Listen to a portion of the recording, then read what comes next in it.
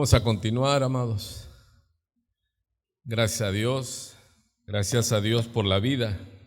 Dios es bueno y para siempre es su misericordia.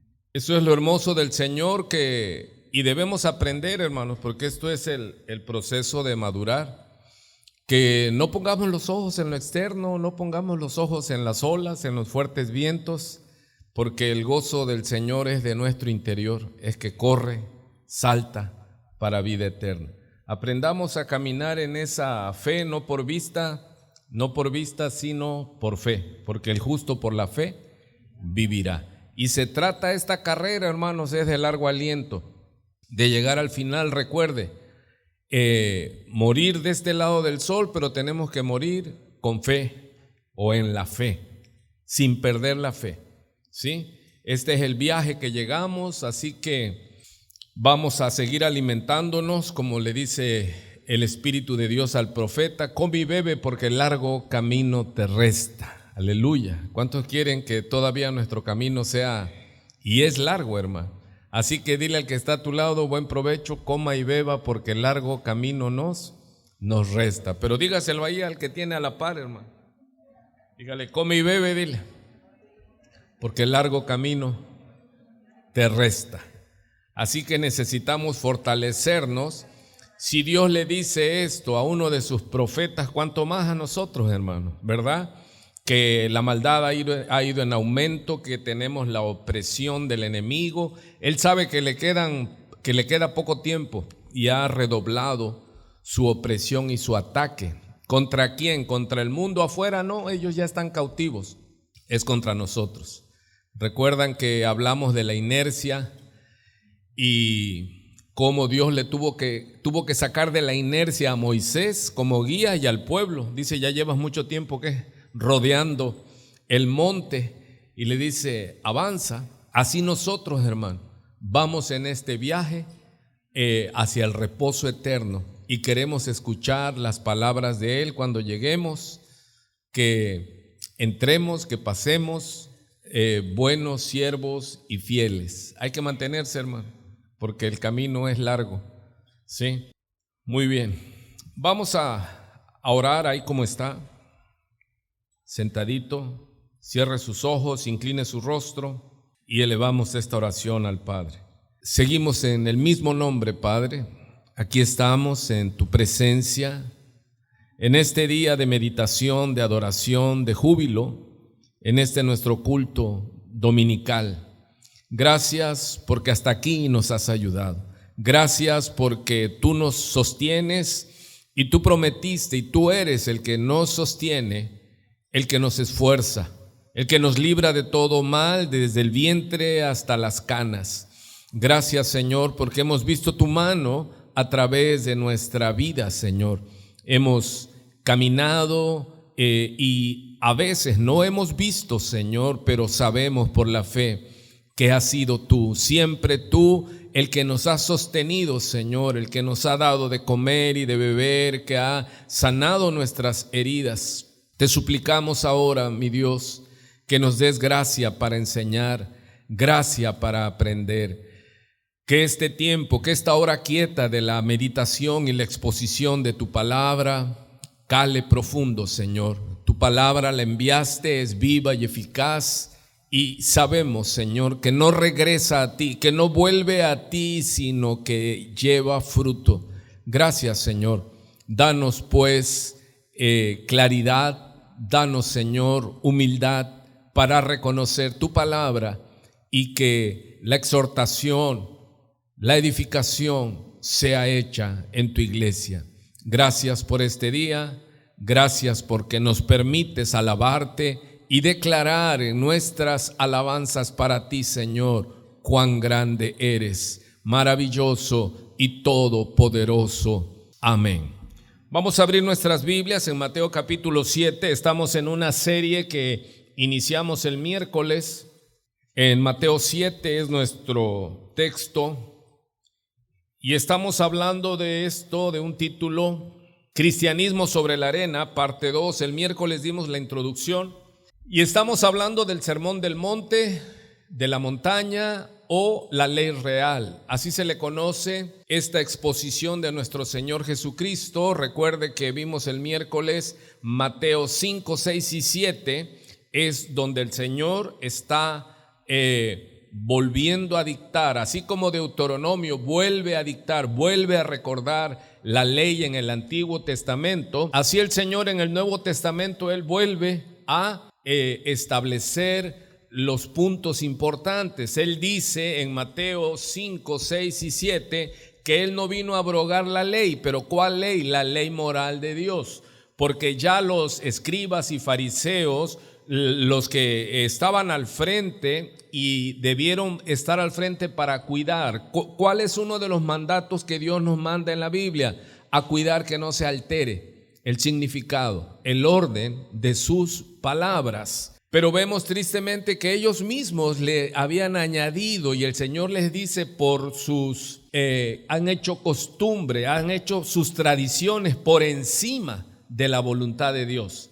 Eso le dice el Señor cuando llega en el primer siglo, le dice al clero, a los guías de la iglesia, a los guías del pueblo, porque Dios les dio la ley y ellos tenían que administrarlas. Hermanos, nosotros tenemos esta ley en nuestras manos y tenemos que administrarla sabiamente, y hay una advertencia que dice en Apocalipsis que no hay que quitarle o ponerle, tenemos que ser fieles. Ahora vemos que el Señor llega y Él les dice: ustedes han oído, pero yo os digo. El Señor viene reafirmando el espíritu de la ley de Dios Padre, y cuando ya la iglesia está empezando a caminar, vemos que en el año 1500, 1600 ya necesitaba ¿qué? Otra reforma. Entonces es cuando se levanta la Iglesia Católica, había añadido sus tradiciones a la ley de Dios. Entonces se levanta la iglesia llamada reformada o protestante, y empezaron a ver cuando hacen los concilios que ya la iglesia había perdido el rumbo. Somos dados a perder el rumbo, somos dados a desviarnos, y esto es de nuestra naturaleza.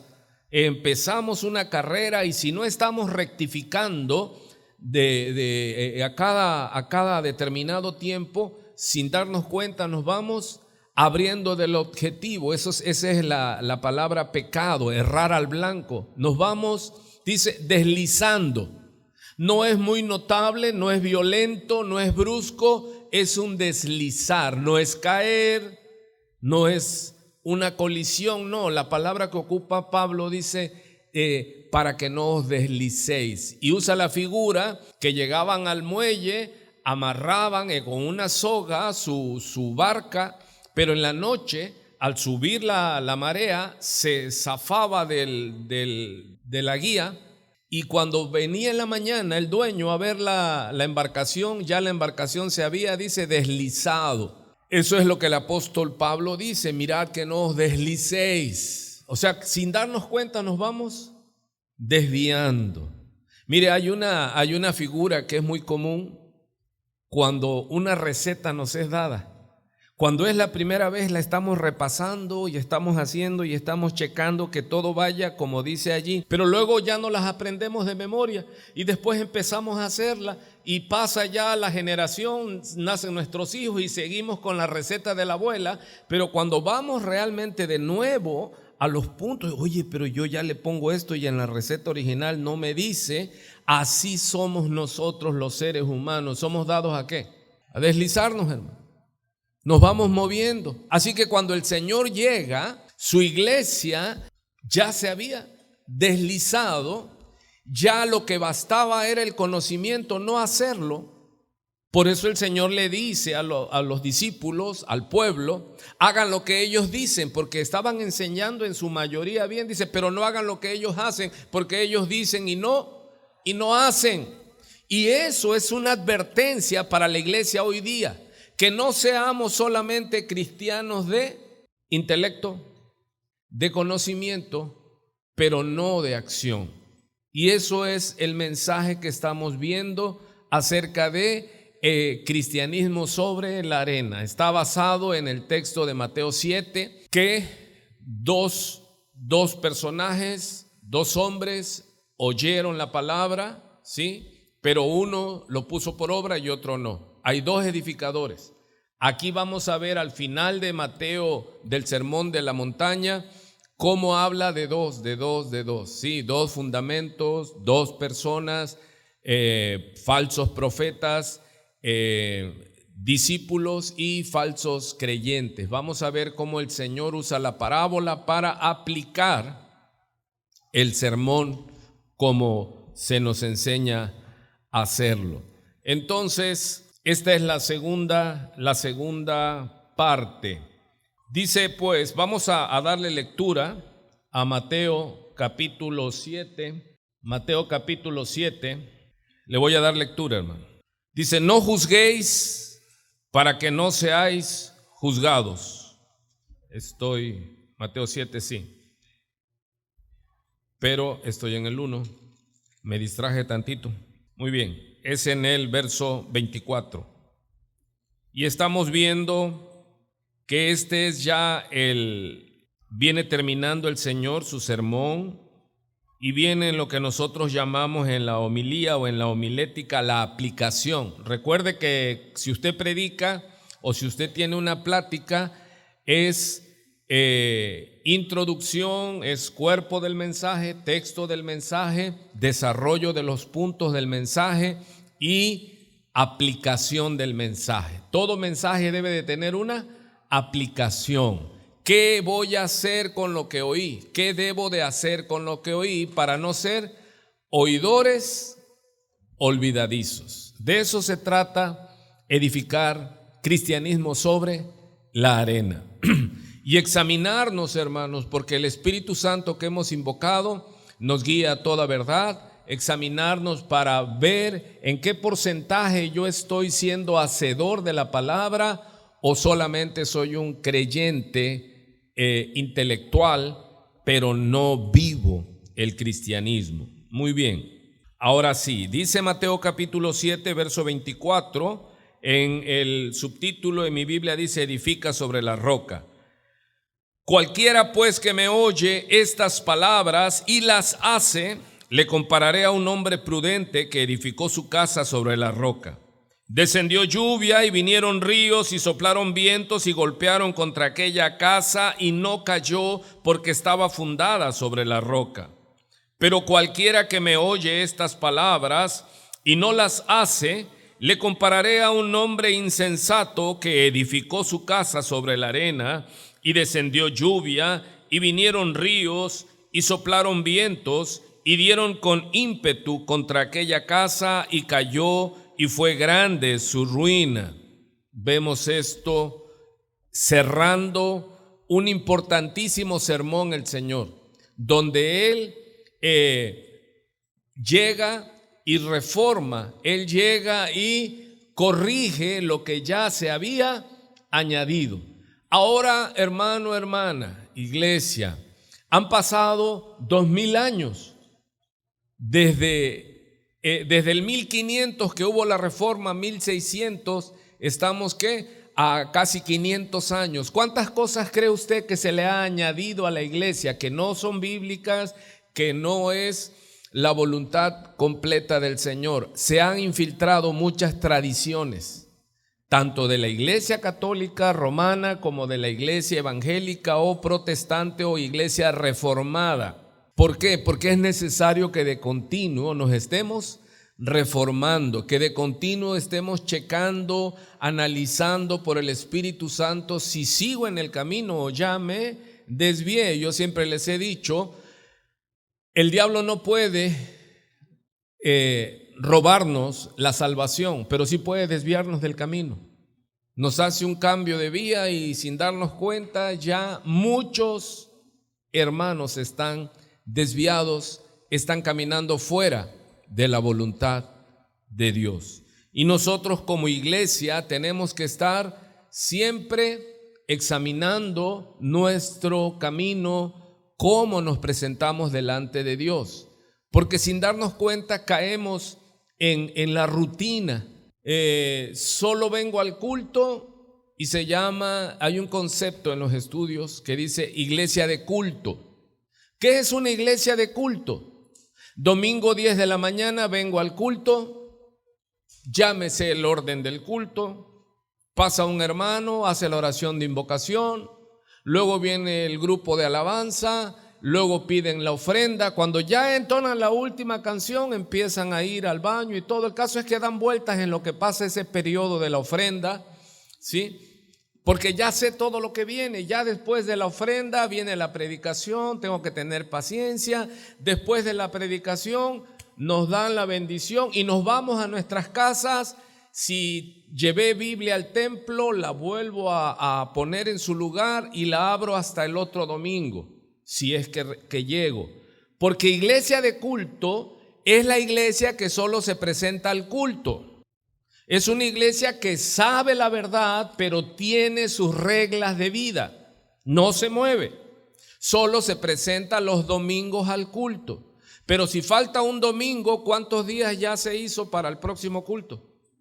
15 días. A mí como pastor, a mí como exhortación para la iglesia, eso me mata la preocupación, porque digo, ¿cómo van a vivir 15 días? Ahora, si faltó un domingo, mire, ¿son 15 días o son 3 semanas? Mire, hoy domingo, próximo domingo es como 18 de septiembre, algo así, si no me falla. No vengo, entonces ya tengo ¿qué? Estos días de la semana, más la otra semana, ¿se imagina? Pero de allí es cada semana y así se va el año. A esas iglesias, en los análisis que estudiamos los pastores, se llaman iglesias de culto. ¿Y qué te ponen? Advertencia, advertencia, alarma, alarma. Esa gente no va a llegar la mayoría, porque están débiles, porque están mal alimentados. Imagínese usted, el mundo nos presiona y nos ataca de una manera increíble, distrae la mente para desviarnos de la verdad. Y es demasiado tiempo pasar sin oración, sin estar en la presencia de Dios, porque estos son los medios de gracia. Los cultos son los medios de gracia. Efesios 2:8 dice que somos salvos por gracia, por medio de la fe. Para que nosotros crezcamos en la gracia y en el conocimiento del Hijo de Dios, necesitamos, la iglesia es un medio de gracia. La Biblia es un medio de gracia. Los maestros son un medio de gracia. Nosotros tenemos que sí o sí asistir las veces que nuestra iglesia tenga convocatoria, porque tenemos culto el miércoles, tenemos el martes de oración y estamos estableciendo para octubre querer establecer las 2 horas de estudio. ¿Por qué? Porque lo que a nosotros nos prenden las alarmas es que cuando es una iglesia de culto no va a caminar mucho. Y usted va a ver que por temporadas está lleno a reventar y por temporadas baja. Y se fueron como golondrinas todos ese grupo, otros permanecen y luego vuelve de nuevo. Hermanos, ¿pero qué con los que oyeron y se fueron? ¿Por qué se fueron? Porque solo estuvieron en una iglesia de culto. Eso no sostiene la vida. Imagínese que usted y yo comiéramos solo una vez a la semana. ¿Cómo estaríamos? Ya no estaríamos. Ya estuviéramos muertos con anemias perniciosas. Y yo pregunto pues, ¿por qué no tienen hambre del Señor? No se moleste si usted es de los que lee temprano, 5 de la mañana, lee su Biblia, ora, se fortalece en el Señor y continúa. No es con usted. Recuerde, cuando algo ya Dios me sanó, yo me alegro. ¿Y qué digo ahí en mi lugar? Amén, gloria a Dios, aleluya. Yo medito en la palabra. Bienaventurado el varón que no anduvo en consejo de malos, ni en silla de escarnecedores se ha sentado, sino que en la ley de Jehová medita de domingo de día y de noche. ¿Cuál es el resultado? Dice, será como árbol plantado junto a corrientes de aguas, que da su fruto a su tiempo y su hoja no cae, y todo lo que hace, todo lo que emprenda será prosperado. Entonces es muy importante, hermanos, que usted escuche el mensaje, porque el Señor está hablando de alerta. Y Él dice cualquiera que me oye estas palabras. ¿Cuáles? Él habló y dice bienaventurados. Viene desde el capítulo 5, dice en el capítulo 5, y viendo a la multitud, si mueve su Biblia, se lo agradezco. Capítulo 5, verso 1. Viendo la multitud, subió al monte, y sentándose los rabinos, los rabonis, los maestros, dictaban la cátedra, ¿sí? La ortodoxia, sentados, y sus discípulos se postraban en el piso, se sentaban en el piso para escucharle. Viendo la multitud, Jesús el Señor subió al monte, y sentándose vinieron a él los creyentes. ¿Leí bien? Discípulos. Hermano, discípulo es el que oye y hace. Discípulo es aquel que oye y hace. Esto es muy importante, porque este inicio de sermón, el Señor, cuando cierra el sermón en Mateo 7:24, habla de que el que me oye estas palabras sí las hace. Eso es el sermón de esta mañana, el que oye y hace. Al final del sermón, Él está manejando en la parábola dos tipos de personas, dos tipos de iglesia, dos tipos de cimiento, ¿sí? Y dice pues, el que me oye y hace, ese es un tipo, es discípulo. Y hay otro que oye y no hace. Y es lo que tengo urgencia por que usted lo reciba, para que usted no sea de los que oyen y no hacen, porque al final su ruina será, ¿qué dice ahí? ¿Qué se lee? Y cayó y fue ¿qué? Grande su ruina. Y está hablando de su vida, no de una edificación, pero es la parábola. Recuerde que una parábola es una historia, ¿sí? Así muy grande y que cae al lado, dice. Parábola es algo que se pone o cae al lado. ¿Qué cosa es? Es comparar. La parábola es comparación. Dice, ¿a quién compararé? Recuerden todas las parábolas del Señor Jesucristo. ¿A quién compararé? Y Él entonces habla su parábola y da la figura de una construcción. Todos tenemos algo de lo que es una construcción, ¿verdad? Es cara, es de mucha dedicación, pero vemos entonces que cuando Él inicia el sermón, Él no forza a que vayan, Él sube, dice, observe, viendo la multitud, al Señor lo seguían arriba de 5,000 gentes, y Él al ver la multitud, ¿qué hizo? Clasificó. Él subió al monte, y los que tenían hambre y sed de Dios subieron con Él. ¿Y qué es lo que dice? Dice, y algunos subieron con Él. No, claramente quiere sentar el mensaje y sus discípulos. Nosotros en la iglesia tenemos presente la gran comisión, que algunos dicen se ha hecho la gran omisión. ¿Y qué hacemos? Hermano, no quieren venir. Hay que ofrecerles café, chocolate, pan. Mira, va a estar agradable, ven. No hay que traerlos casi maniteados, o sea, amarrados, hermano, como tipo policía. ¿Por qué? Es triste la condición. No quieren. ¿Cuántos mentores hay aquí que pudieran platicar la experiencia? Tienes que estarles hablando y hablando. Y ya voy. Y no quieren. Esa es la condición de la iglesia.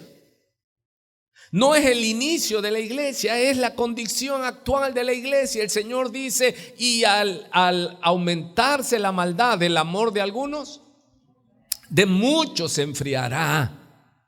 Y no está hablando al mundo, porque algunos dicen, no, es que la maldad en el mundo, sí, la maldad aumenta en el mundo, pero también permea la iglesia. ¿Y cuál es el resultado? El amor de muchos. El mundo no tiene amor porque no conoce a Dios, pero los que debemos conocer a Dios, el amor de Dios que está en nosotros se enfría.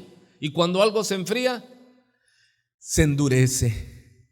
Ya no hay esa pasión, ese deseo, y ya me convertí en la iglesia en un creyente de culto.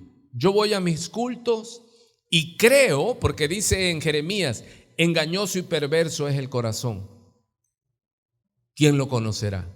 Y luego dice, yo Jehová, que peso el corazón. O sea, que examino, que discierno el corazón. Y si alguien aquí está entendiendo, es verdad, yo solo, mi relación con Dios es en el culto. Fuera de allí vivo una vida normal. Y no estamos hablando de pecados onerosos, de pecados así terribles. No, tú llevas tu vida cotidianamente, pero tú solo abres Biblia, tú solo piensas en Dios, tú solo piensas en la vida eterna, tú solo piensas en la voluntad de Dios. Domingo 10 de la mañana, si no hay mucha interrupción, si no me distraigo tanto. Hermano, y es mi deber como centinela, como vigilante, decirle a la iglesia que alerta, estamos cayendo en eso. ¿Por qué? Porque llevo años aquí y veo gente venir y gente marchar y llega gente nueva, hermano, y yo no quiero hacer un trabajo mal hecho. Por eso es que les digo, no caigamos en ser una iglesia de culto solamente. ¿Cuántos están entendiendo este primer punto que estoy tratando? ¿Quién es la iglesia de culto? Oye y no hace. Oye y hasta dicen, como algunos me dicen en la despedida, en la salida, pastor, qué tremendo sermón. Y yo dentro, sí, pero vívelo. Pastor, qué duro nos dio, para la otra hay que traer casco. Y yo digo, entre mí eso que me sale, no hay que traer vergüenza y oídos para oír. Y así es la condición de la iglesia, hermano. Por eso es que nosotros no debemos caer en esa rutina de el domingo voy al culto y de ahí ya me voy bendecido. Me puedo ir una semana. En mi iglesia hay oración los martes a las 10 de la mañana. No puedo ir. Hay culto a las 6 de la tarde. No puedo ir. En octubre vamos a empezar a estudiar. ¿Por qué estudiar, pastor? Porque quiero sacar a la iglesia de esa inercia. ¿Cuántos se acuerdan del domingo pasado? De esa pasividad.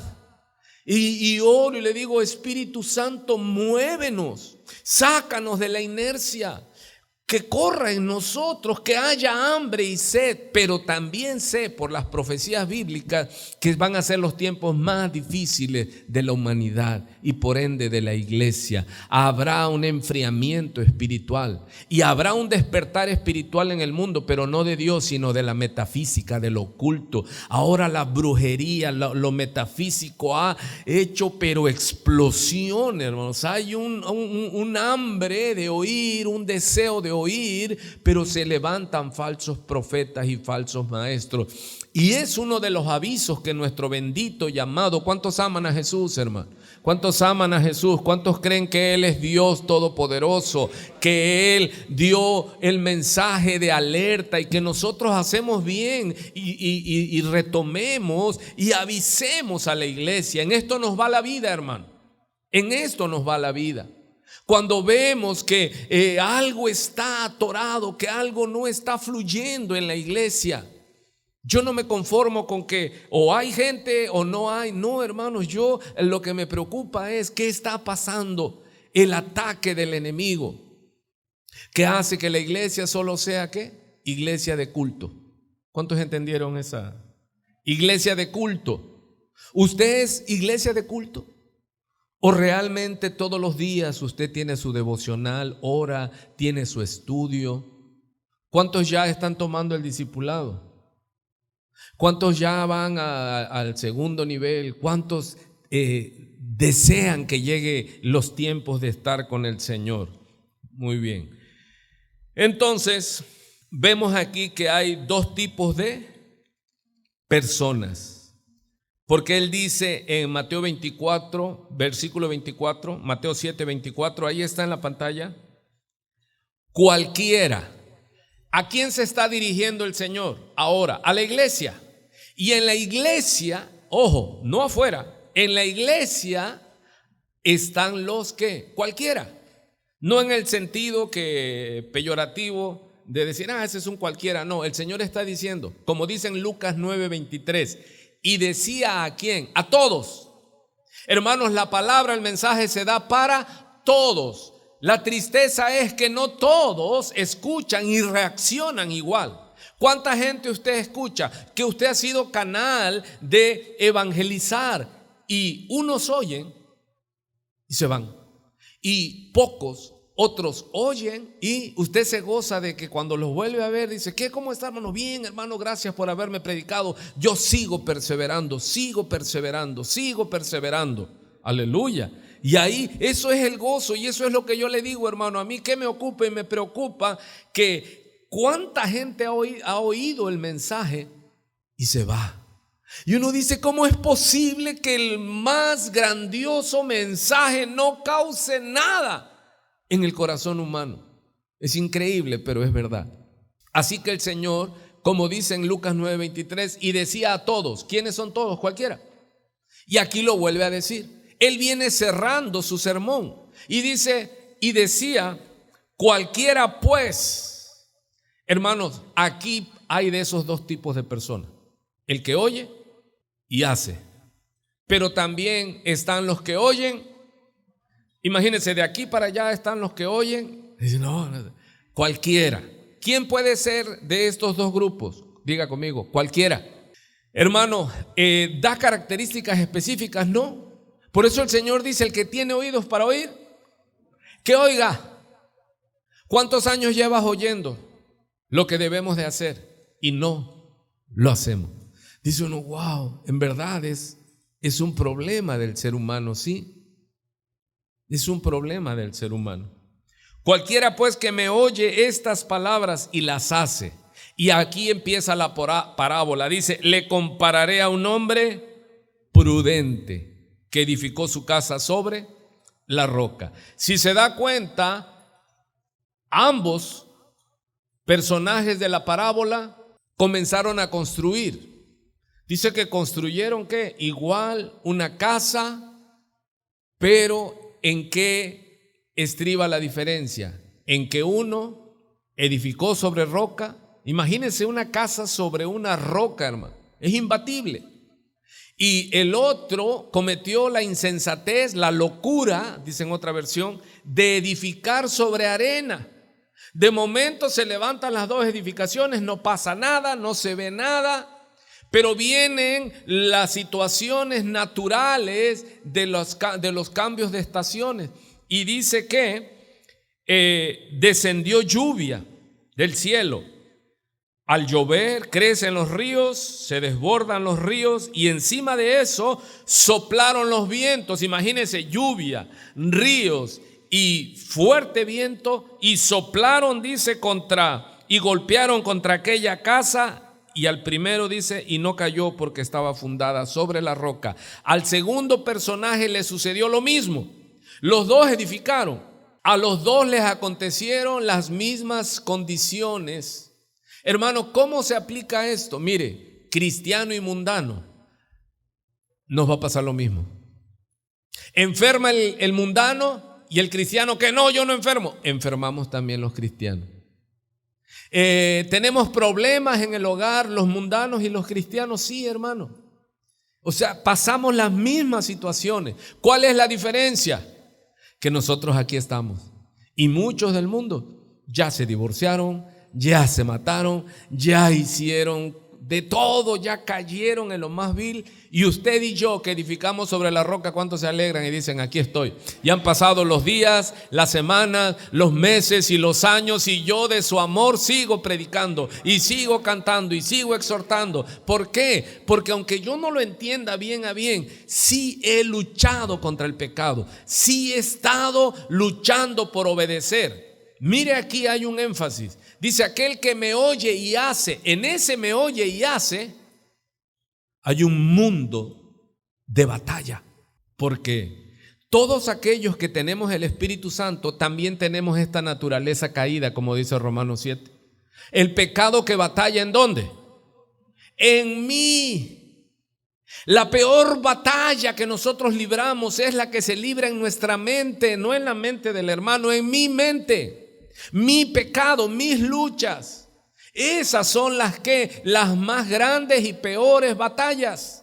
¿Cuántos son cristianos y pueden entender? ¿Usted batalla contra el pecado, sí o no? Todos los días. Contra la ira. ¿Cuántos batallan contra la ira, el enojo, la injusticia?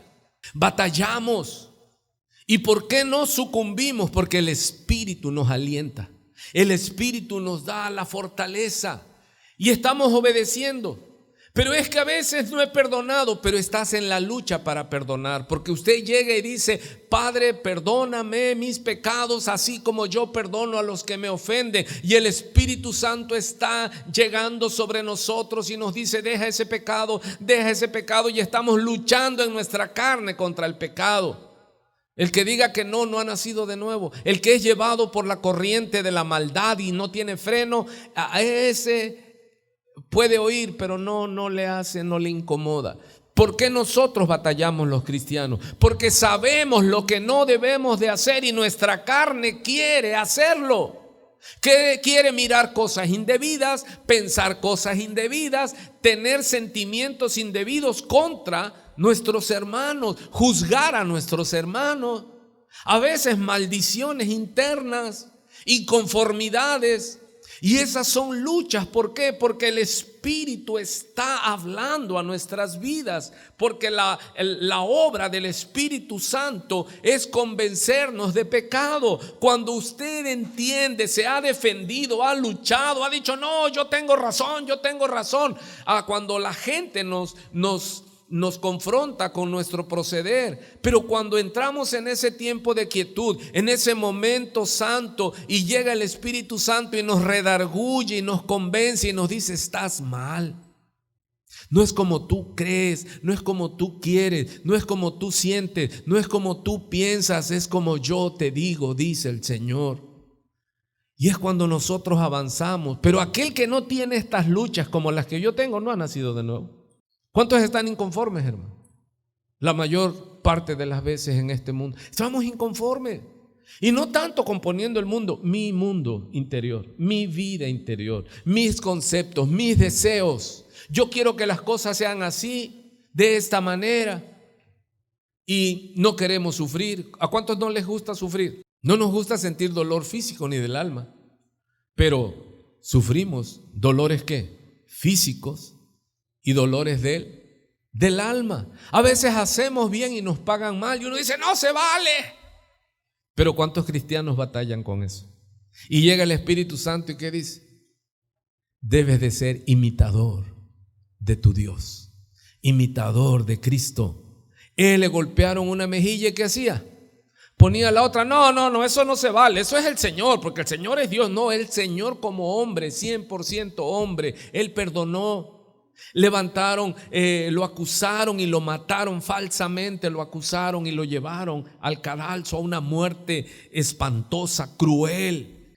Y él que dijo al final en la cruz: Padre, perdónalos, porque no saben lo que hacen.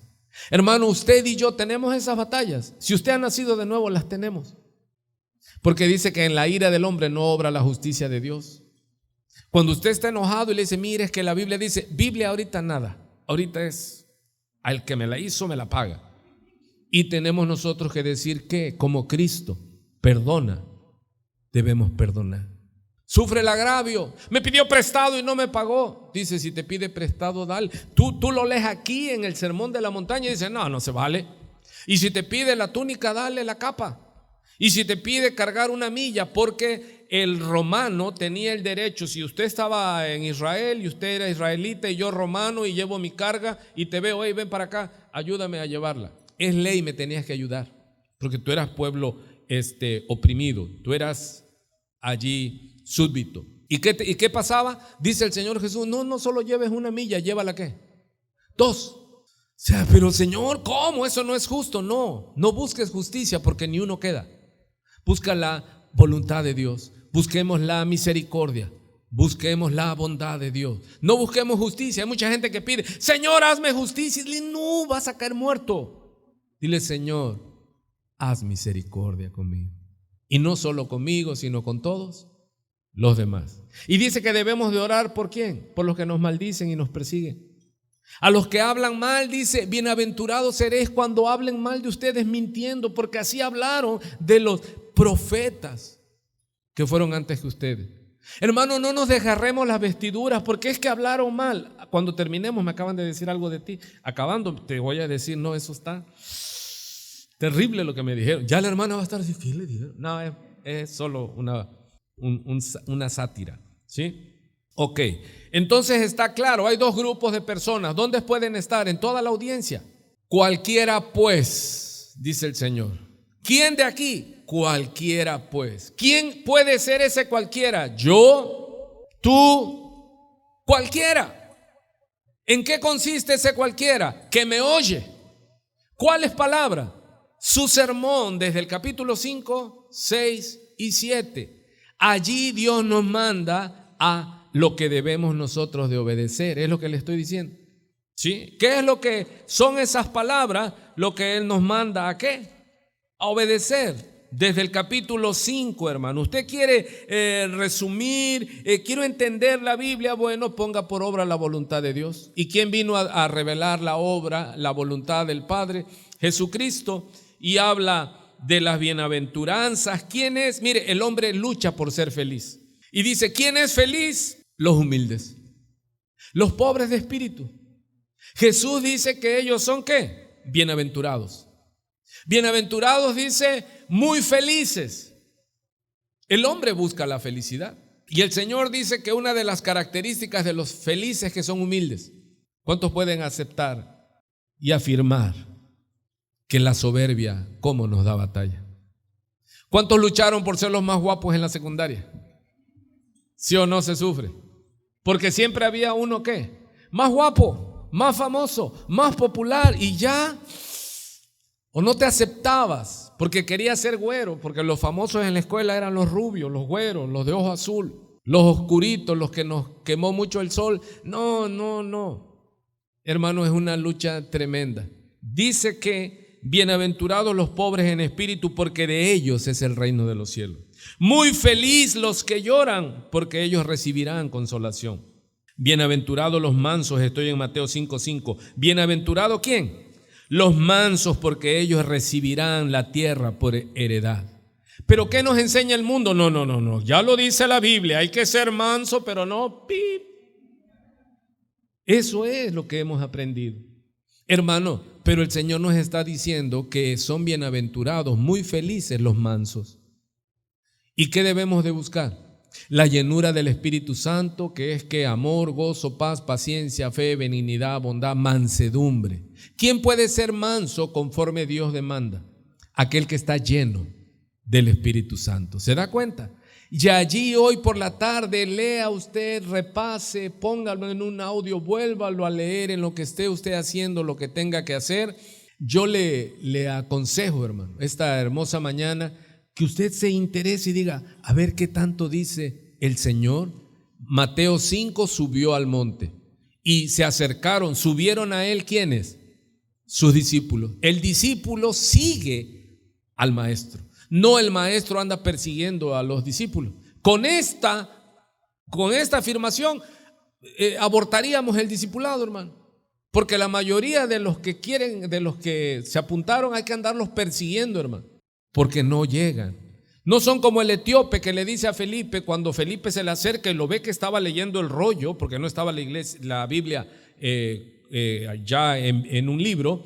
Estaba leyendo un libro al profeta Isaías del cordero que no abrió su boca, y Felipe le dice, pero ¿entiendes lo que lees? Y el eunuco le dijo, ¿y cómo voy a entender si nadie me enseña, si nadie me explica? Y mire lo que dice a continuación, y le rogó a Felipe que le enseñara. Hermano, cuando usted se encuentra a alguien que quiere conocer de Dios y te ruega a ti que sabes que le enseñe, hermano, esa hora hay que grabarla. A esa hora hay que hacer fiesta, a esa hora hay que decir, Señor, todavía hay un poco de fe en la tierra, porque el Señor dice, cuando el Hijo del Hombre llegue, hallará fe en la tierra. Mire, ¿qué es lo que nos preocupa? Yo sé lo que estamos viviendo, porque este es mi trabajo.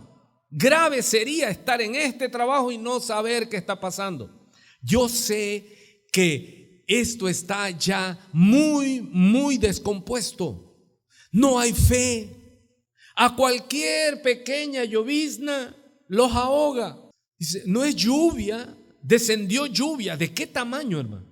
Para que se llenaron los estanques, los ríos, y vinieron y encima los vientos y golpearon. Pero ahora vemos casas cayendo con llovizna. tantito se humedecen, casas de cartón, ¿cuántos entienden la analogía? Y ¡pum!, se doblan. Yo le llamo, sin afán de ofender, en mis estudios para iglesia de cristal. ¿Estamos en una iglesia de qué? De cristal. Porque no hay ese recibimiento, no hay esa formación de carácter que nos lleve a soportar tormentas. Tantito el pastor no me saludó, me voy a otra iglesia. Y ahí andan, hermanos, ya recorrieron todas las iglesias de la región. Porque son ¿qué? De cristal. Iglesias de cristal. Iglesias endebles. ¿Por qué? Porque solo se hicieron iglesias de culto y porque nosotros los pastores no hemos despertado y así aceptamos el sacrificio cuando tenemos que estar exhortando y exhortando. Hermano, lea su Biblia, hermano, tome un discipulado, hermano, lleve vida de oración. Hermanos, es con oración y ayuno. El Señor lo dice aquí en el Sermón de la Montaña. ¿Cuáles son los 3 pilares que el Señor nombra? Tú pues, ¿cuándo qué? Cuando des. El Señor da por hecho que el cristiano va a dar. Dice, mas tú pues cuando des, no sepa a tu izquierda lo que dio tu derecha y viceversa. O sea, no andes haciendo público. No, es que yo soy un diezmador y yo soy ofrendador en mi iglesia. No. Porque tu Padre que ve en lo secreto mirará tu trabajo, tu servicio y Él te va a recompensar en público. Tú no lo hagas notorio, Dios va a hacerlo notorio. Nuestro pecado oculto o nuestras virtudes ocultas, Dios las va a publicar desde las azoteas. Tú pues cuando ores, ¿esto qué implica? Si yo le dijera, hermano, al rato que esté comiendo, ore por mí también. O sea, doy por hecho que vamos a comer. Por eso el Señor dice, mas tú cuando des, da por hecho que la iglesia, que los discípulos tienen que dar. Mas tú cuando ores, el Señor da por hecho que la iglesia, los que oyen, los discípulos tienen que orar. Y tú cuando ayunes, y ahí está. Porque muchos dicen, no, el ayuno ya no es para el Nuevo Testamento. El ayuno no es ni del Antiguo ni del Nuevo. El ayuno es un sacrificio espiritual. Es como decir, es que la oración es del Antiguo Testamento o del Nuevo Testamento. Tú le dirías al que te pregunta qué, con una sonrisa, no, hijo, eso no es así.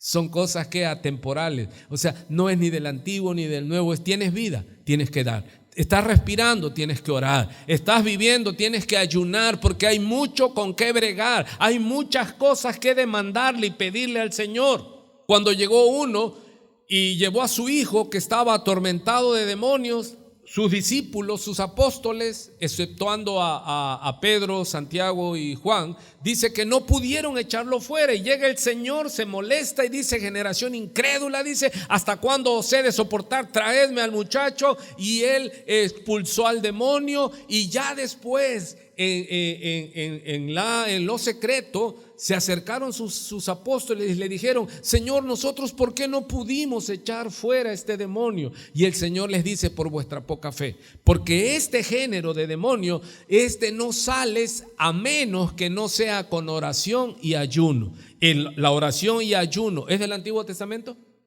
¿Del Nuevo Testamento? Es que el diezmo es del Antiguo Testamento, sí, pero es para los que están bajo la ley, era para Israel. Ya el Israel de contemporáneo ya no es el diezmo. Y algunos dicen, no, es que eso es para los que estaban bajo la ley. Le doy una noticia, usted nunca ha estado bajo la ley. Usted es pueblo gentil, nunca ha estado ¿qué? Bajo la ley. Nosotros nacimos sin ley y sin esperanza y sin Dios. El Dios que teníamos es solo un sincretismo de la Iglesia Católica que hizo a los que adoraban a los brujos. Le dijo, mira, ese Mayambé, ese al que tú invocas, ese es Dios Padre. Y a esta mujer que tú invocas, ella es la guadalupana. O sea, solo nos hicieron ¿qué? Un sincretismo, una mezcla espantosa, pero no conocíamos a Dios. Nosotros no teníamos la ley, puesto que no somos el pueblo judío. Nosotros éramos un pueblo, ¿qué dice la Escritura? Cuando estaba sin ley y sin esperanza. Pero ahora nosotros tenemos ¿qué? Ley. Nosotros tenemos que cumplir la ley. Aquí está. El mundo no tiene por qué cumplir la ley, pero cuando Cristo los alcanza y empieza a transformarlos, es a través del conocimiento de la ley. Esta es ley para nosotros, para que le digamos a Él, Señor, Señor. Entonces, ¿qué es lo que de las cosas que el Señor enseña A esto se refiere. Y cuando él está terminando el sermón, él dice que debemos de ser luz. Él dice que, y además nos alerta, dice: tengan cuidado con los falsos profetas que vendrán a vosotros vestidos de oveja, pero son ¿qué? Lobos rapaces. Mire, está el peligro de los falsos profetas, pero también está el peligro de los falsos profesantes. Dentro de la iglesia está el trigo y la cizaña. No todo el que me dice Señor, Señor entrará en el reino de los cielos. Hay gente en las iglesias que son de ese grupo, que le dicen al Señor ¿qué? Señor, Señor, pero no hacen su voluntad. Pregúntese usted entonces es de los cualquiera que oye y no hace, o de los cualquiera que oye y pone por obra. Esa es la exhortación de esta hermosa mañana. ¿Cuántos le dan gracias a Dios que vino con propósito a esta reunión? No se fije de decirle: esta es como para aquel, esta es para aquella. No, esto es para mí. El Señor me está hablando, el Señor me está exhortando a ser oidor y hacedor. ¿Cuál es el problema entonces aquí al final? Que el Señor está haciendo el resumen. ¿Cuál es el final del resumen? El Señor les dice: miren, va a haber dos tipos de audiencia. Los que oyeron estas palabras. ¿Cuáles palabras? Mateo 5, 6 y 7. Les dice el Señor: van a manifestarse en esta multitud los que me oyeron y van a hacer lo que me oyeron. Pero también les digo, dice el Señor como profeta que es, profeta de profetas, que de esta multitud va a haber muchos, y yo pudiera decir más, de los que me van a oír lo que yo mando que hagan y no lo van a hacer. Quiero que entienda que en esos dos grupos, prudentes e imprudentes, no está hablando al pueblo inconverso. Está hablando a esos que se congregan a oír la palabra de Dios. O sea que si lo aplico, el Señor sabe y sabía que la iglesia se iba a reunir a escuchar su palabra, pero dentro de ese grupo iban a estar los oidores y hacedores, y los oidores y no hacedores. Y mire la mentira del diablo. Recuerde, somos hijos de Dios y el mundo entero está bajo el maligno, el padre de la mentira. ¿Y qué es el engaño macro, universal, mundial del enemigo? Él nos ha enseñado ese espíritu religioso. No, yo ya fui a la iglesia, yo ya oí, y pensamos que con eso queda satisfecho el hacer la voluntad de Dios. No, yo ya fui a la iglesia, es más, llegué temprano, pero es como si no hubieras venido. Y oí, pero sigo viviendo de la misma manera. Si acaso maquillo un poquito mi pecado y digo: no, sí está mal lo que estoy haciendo. Porque Dios nos manda cuál es su voluntad. Y Él lo dice aquí en Mateo 5, 6 y 7. ¿Por qué me llamas Kyrios? Dice, ¿por qué me llamas Señor? Y lo dice, ¿y por qué me llamas Señor, Señor, y no haces lo que yo te mando? Hermano, pase tiempo en el sermón del monte. Ahí está revelada la voluntad del Padre, que viene el Hijo, nuestro amado y bendito Señor Jesucristo. No se distraiga. Y para que la pongamos por obra.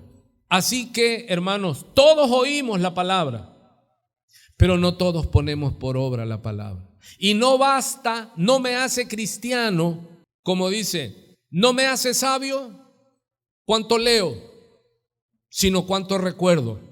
Y también le digo, y no le hace cristiano cuánto sabe de la Biblia, sino cuánto vive la Biblia, la palabra. Porque son los hacedores de Dios los justificados, no los que conocen la ley, sino los hacedores de la ley, estos serán justificados. Amado, así que es una exhortación que usted ya la ha oído. Pero ¿hasta cuándo dejaremos los predicadores de decirle, hermano, tienes que ser hacedor de la ley? ¿Hasta cuándo? Hasta que Cristo nos levante. El predicador, el maestro que crea que ya enseñó lo suficiente acerca de oír y hacer, apenas está comenzando. Porque nosotros necesitamos de continuo, ¿qué? La exhortación, la arenga. Hermano, ponga por obra, hermano, ponga por obra, hermano, pero vívalo, hermano, pero póngalo por obra. Entonces, vemos en esta parábola final que hay dos tipos de personas. Uno, prudente, sabio. ¿Quién es el sabio? El que oye y pone por obra. Y el insensato, el necio, el que oye y él cree que con oír ya. Y ese es uno de los problemas terribles, es un cáncer terrible en la iglesia popular católica. Pero eso ha permeado a la iglesia evangélica. Y la iglesia evangélica ya se acomodó porque somos de la misma masa. Ya la iglesia evangélica se acomodó, sabe que no debe adulterar. Y es que, hermano, brota el adulterio, pero de una manera escandalosa. Se dice, no robarás, no debes de robar. ¿Y qué sucede? ¿Hacemos caso? No, pedimos prestado y sabemos que no lo vamos a pagar. Es más, ya está determinado, pero nos engañamos. No, yo le pedí prestado, sí, pero el que no paga. Dice, el impío pide prestado ¿y qué? Y no paga. O sea, eso es peor que robar, hermano, porque al final es engaño tras engaño. Dice pues entonces, cualquiera pues que me oye. Y mire, vamos en ese tenor. Ambos edificaron. Hermano, ¿qué es lo que cuesta más trabajo en una construcción? Una base, nosotros le llamamos, ¿verdad? Un fundamento. ¿Y cuántos enseñan su casa y dicen, no, mira, ven, mira la base que le puse? No, la base, ¿qué sucede con la base? Se tapa y ya queda oculta. Pero determina el tamaño, la amplitud, la majestad de la construcción. Si tu fundamento es Cristo, hermano, entonces tu casa siempre estará fuerte ante todas las vicisitudes de la vida que nos lleguen. ¿Cuántos están oyendo? Porque de que va a venir sobre nosotros, ¿qué? ¿Qué es? Descendió lluvia. Los problemas. Quizás no tú, tus hijos. El golpe del río. ¿Qué puede ser?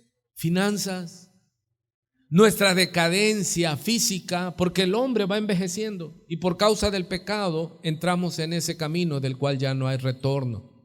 Los fuertes vientos, el ataque externo, porque cuando tú estás en la voluntad de Dios, dice, todo aquel que quiera vivir piadosamente padecerá persecución. Y no solo del mundo, tu propia familia te marcará persecución, porque les enferma tu conducta entregada y apasionada, no perfecta, sino que ven que tú tienes pasión por Cristo, no perfecta, pero sí ven que tienes un hambre, una sed de Dios, no perfecta, pero sí luchando.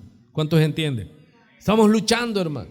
¿Por qué? Por Pablo mismo, el apóstol, en Romanos 7, él dice, porque la lucha que hay en mí, dice, porque lo bueno que quiero hacer, hay algo dentro de mí que me invita, que me tienta a querer hacer lo malo, la desobediencia, hermano. Si hay gente que es desobediente y les dice, mira, hermano, por favor, por aquí no, yo así y acá, pero vienen a la iglesia y oyen que la obediencia es olor grato a Jehová. ¿Y cómo vivimos? Desobedeciendo. Entonces, ambos construyeron y el fundamento no se ve, se tapa. Pero cuando vienen las pruebas, se conoce sobre qué está tu vida. ¿Por qué es esto? Porque la iglesia se desmorona, hermano. Tantito cae lluvia, tantito sube el nivel del río y vienen los vientos. Y los buscas y ya no están. Y hermano, ¿qué le pasó? Nada. ¿Cómo no te va a pasar nada si ya no te veo?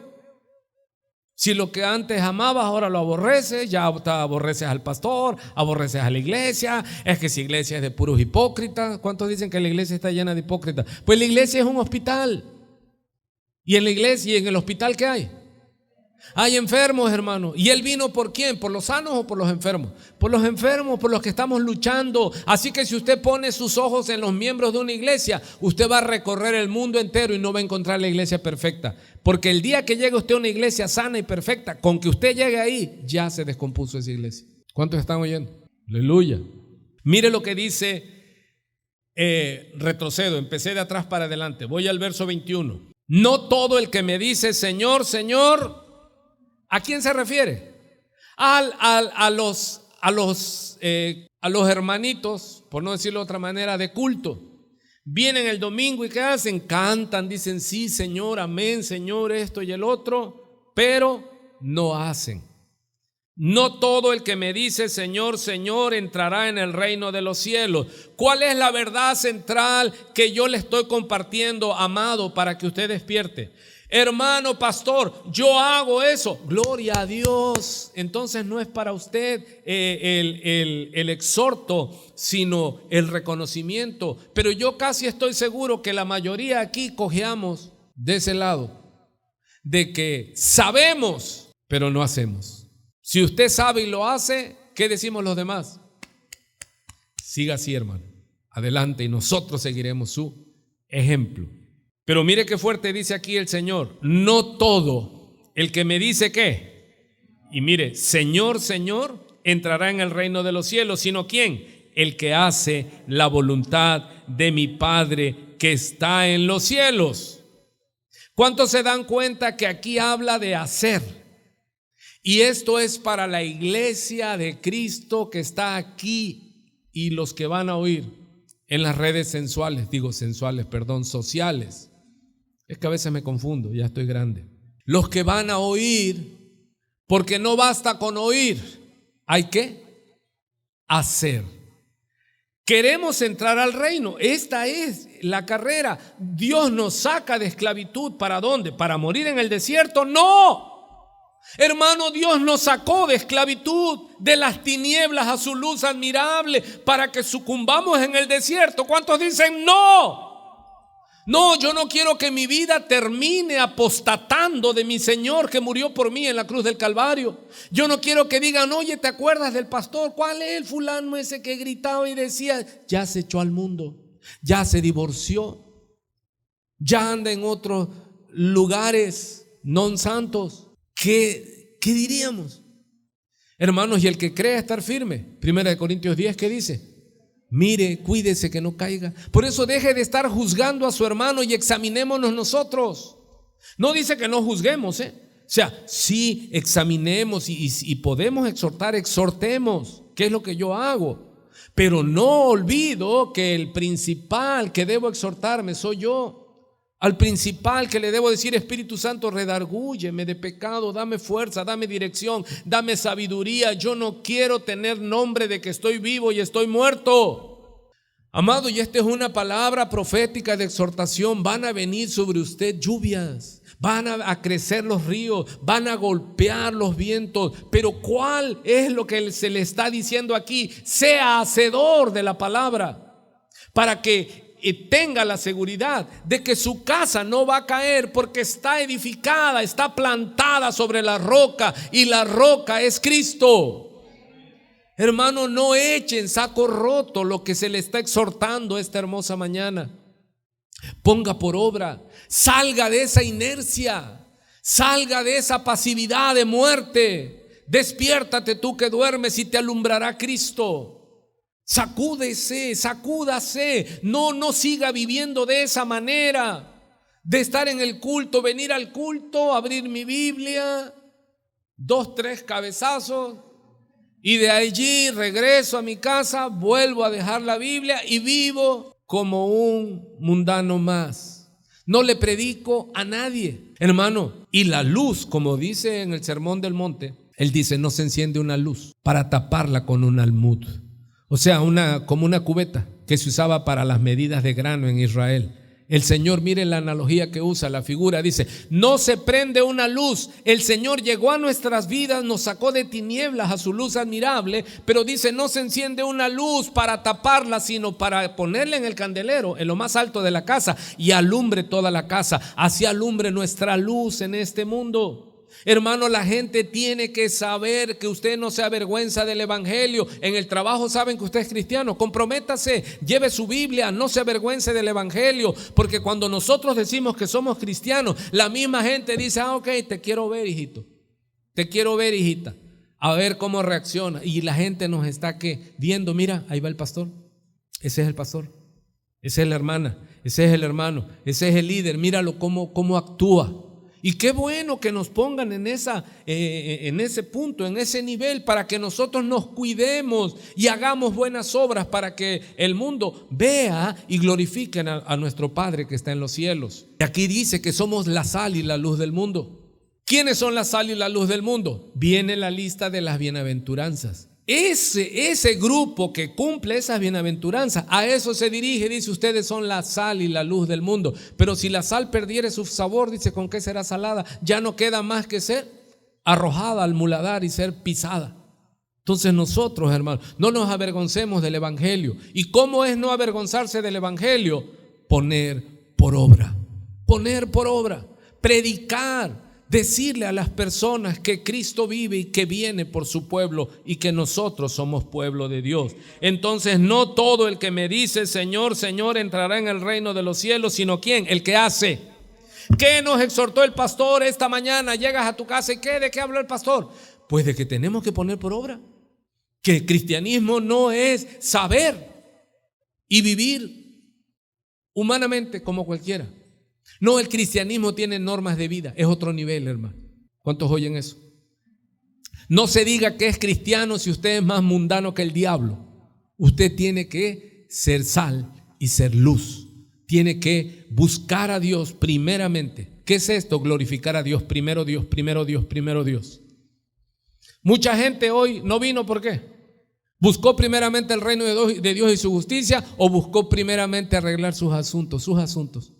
¿Por qué? Porque no entienden, no han nacido de nuevo y saben intelectualmente, pero no pasa, no es algo que los empuje, no tienen determinación, sino que están en el engaño, en la ansiedad y el engaño de las riquezas.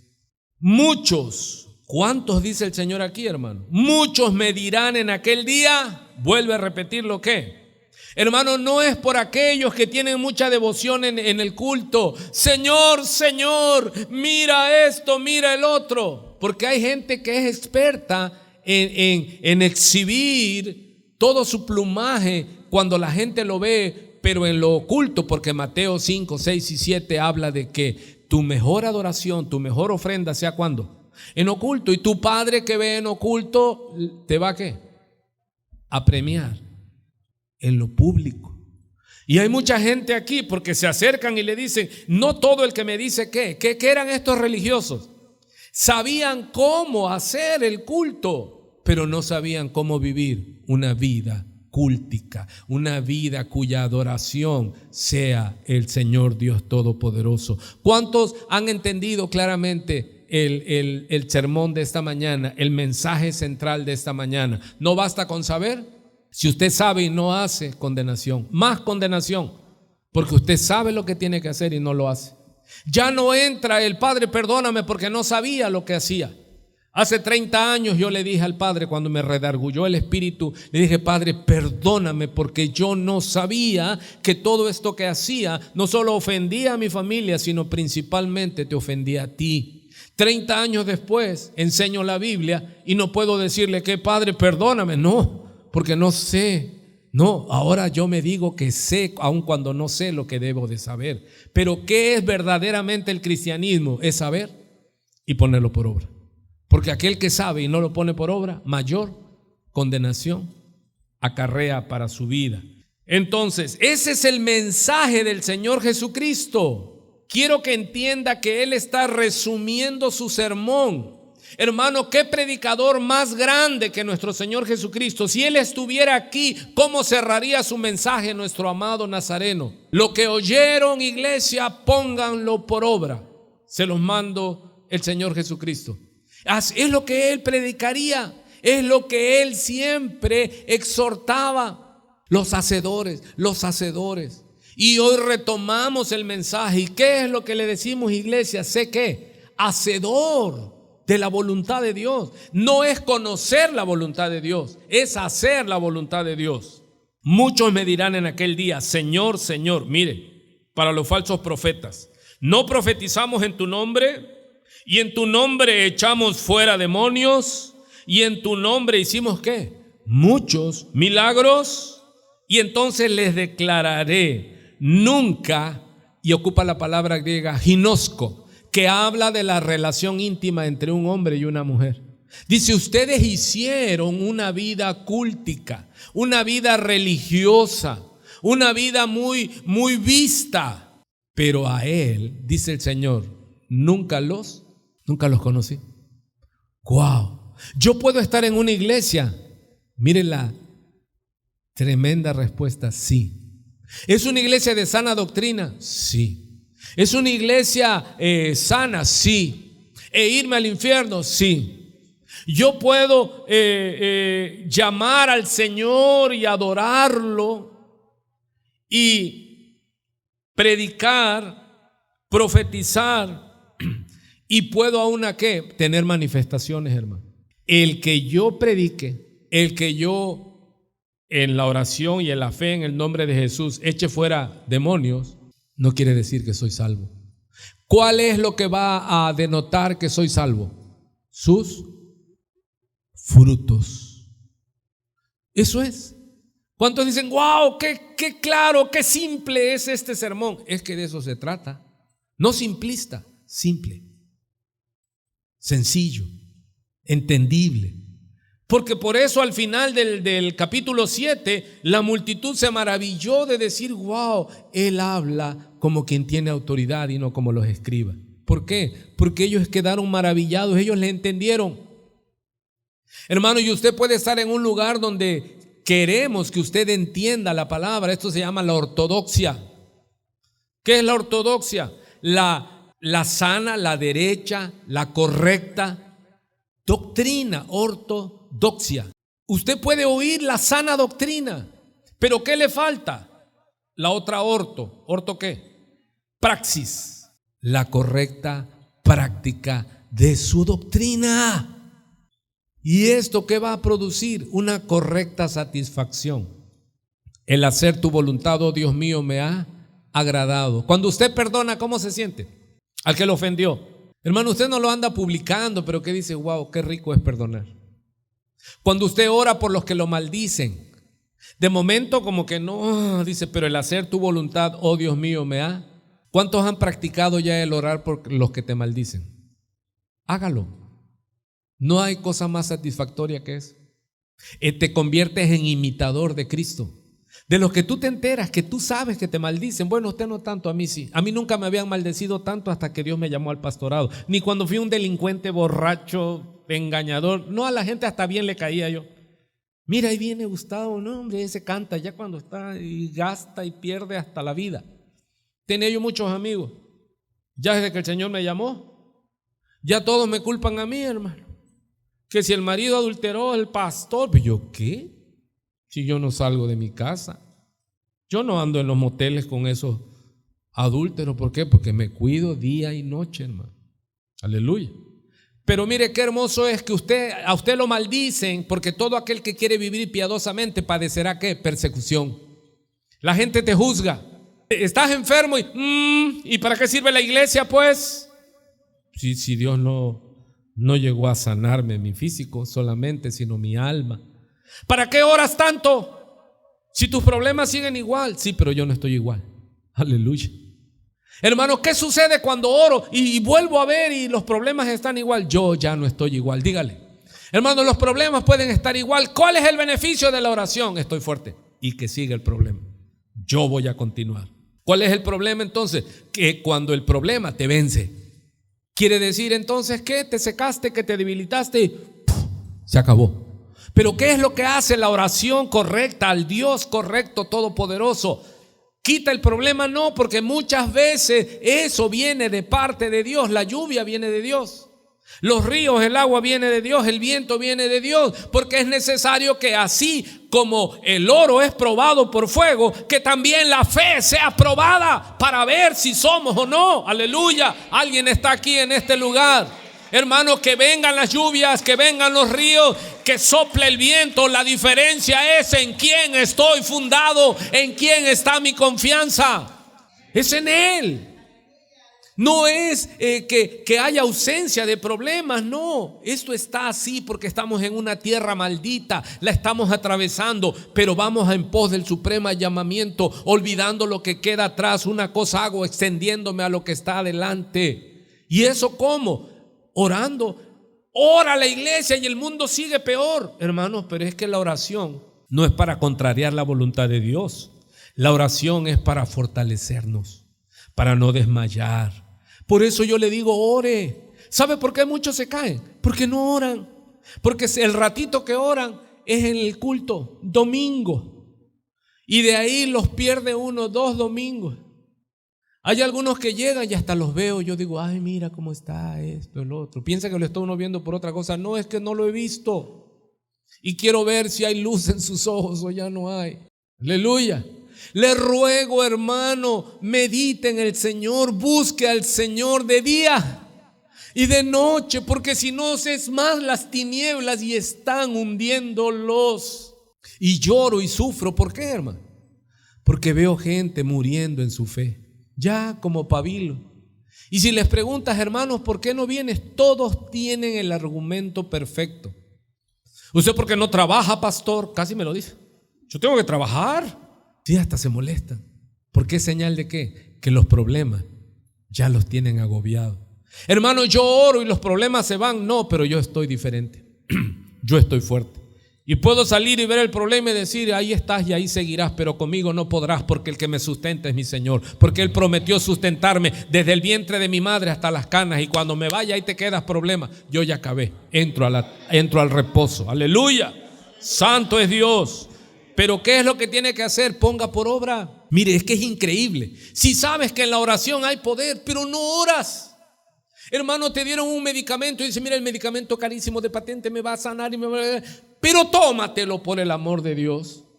Tómatelo. Ahí está tu Biblia. Pasa tiempo, medita en el Señor. Necesitamos fortalecernos en este camino. Y en tu nombre hicimos muchos milagros.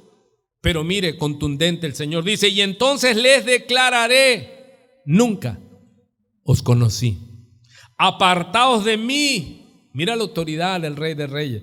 Hacedores de... Hay gente que no solo no hace la voluntad de Dios, sino que hace lo contrario a la voluntad de Dios. Y aquí el Señor le llama hacedores de maldad. Hermano, ¿se da cuenta por qué este grito así en la angustia y el decir iglesia? Y no va a faltar el que se enoje y diga el pastor nos juzga. No, si tú estás haciendo lo bueno, entonces debe mostrar un espíritu bondadoso. No te tienes por qué enojar ni airar. Es cuando hablo de homosexuales y de borrachos, el pastor, si ya no eras, pues habla en lengua y gózate y di, yo era un esclavo y ahora soy ¿qué? Soy libre. Aleluya. Mire, le dije que empecé del final, voy subiendo. Ahora Mateo 15, 7:15. Se da cuenta que el Señor está advirtiendo de los falsos profetas, pero también de los falsos creyentes. Está hablando de 2 fundamentos.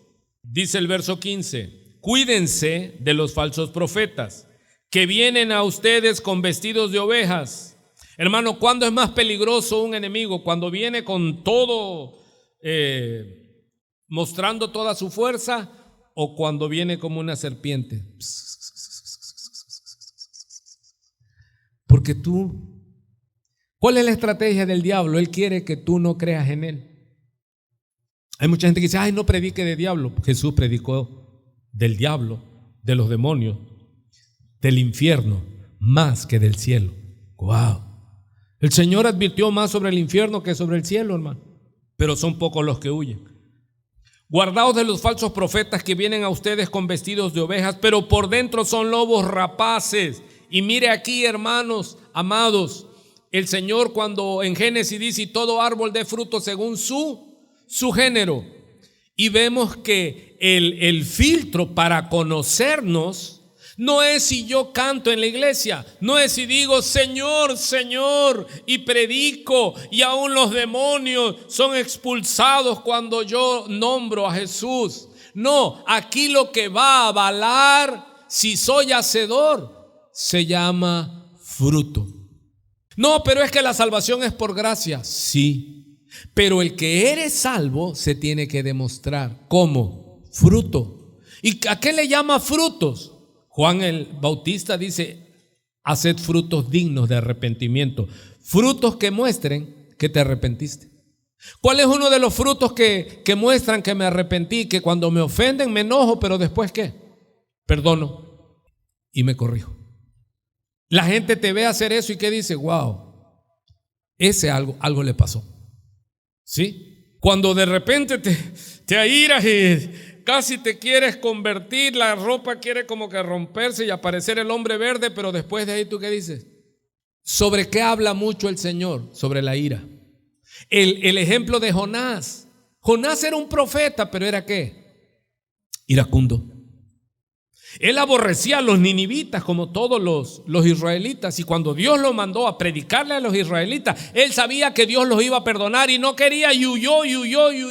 Puedes huir de Dios, pero no podrás escapar de la voluntad de Dios para tu vida. Y después, cuando vio que se arrepintieron desde el rey, y mandó ayuno hasta los animales y los de pecho, los niños de pecho.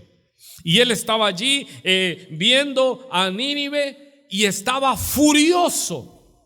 Porque bajo el sol Dios hizo brotar una calabacera y crecer rápido y le dio sombra.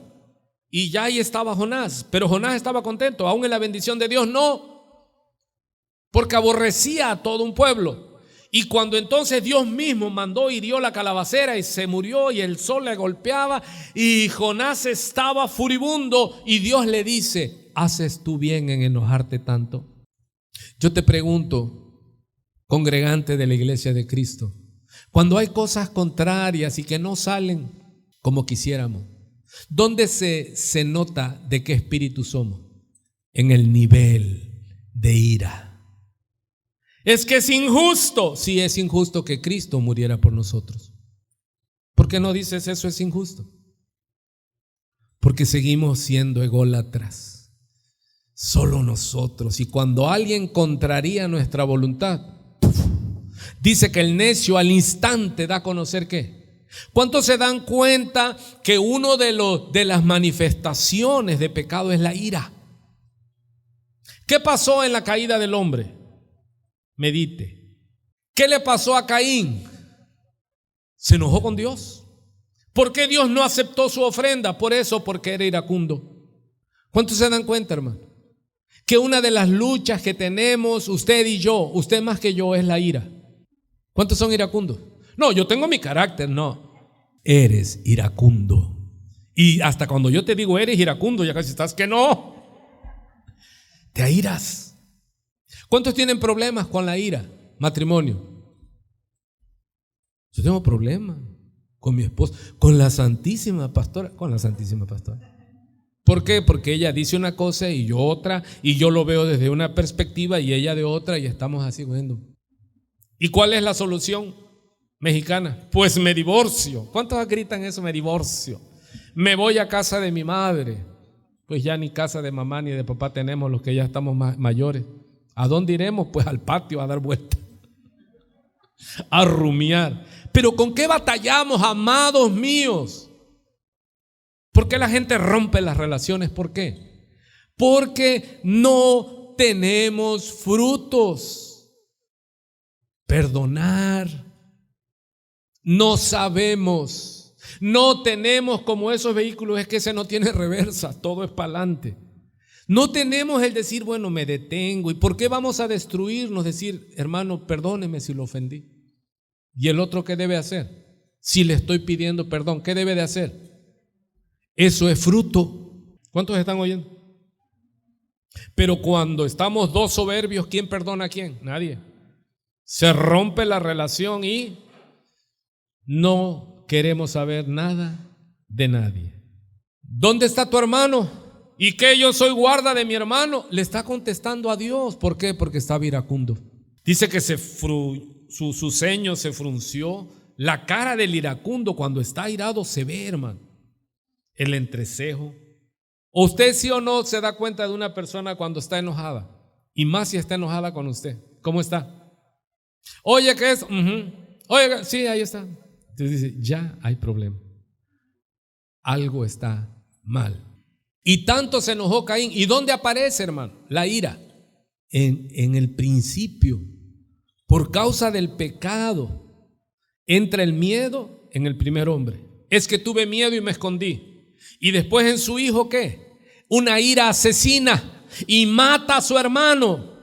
Todo aquel que está airado contra su hermano peca y es un homicida, entiéndalo. Cuando maldecimos a nuestros hermanos, decimos, no, es que me hizo, es que el otro. No, hermano, quite el dedo amenazador y diga, Padre, yo lo perdono y perdóname por albergar estos sentimientos de ira, de destrucción, homicidas. Todo aquel que llame a su hermano fatuo será reo de muerte, entiéndanlo. La ira es uno de los sentimientos del pecado más destructores que hay. Destruye relaciones, destruye iglesias, destruye matrimonios. Hay personas ya que aborrecen a sus esposos, y miro para arriba, y hay esposos que aborrecen a sus esposas y están juntos, pero es por la ira.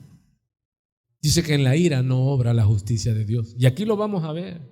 Que todo hombre sea pronto para oír, tardo para hablar. Y yo le diría, y más tardo para airarse.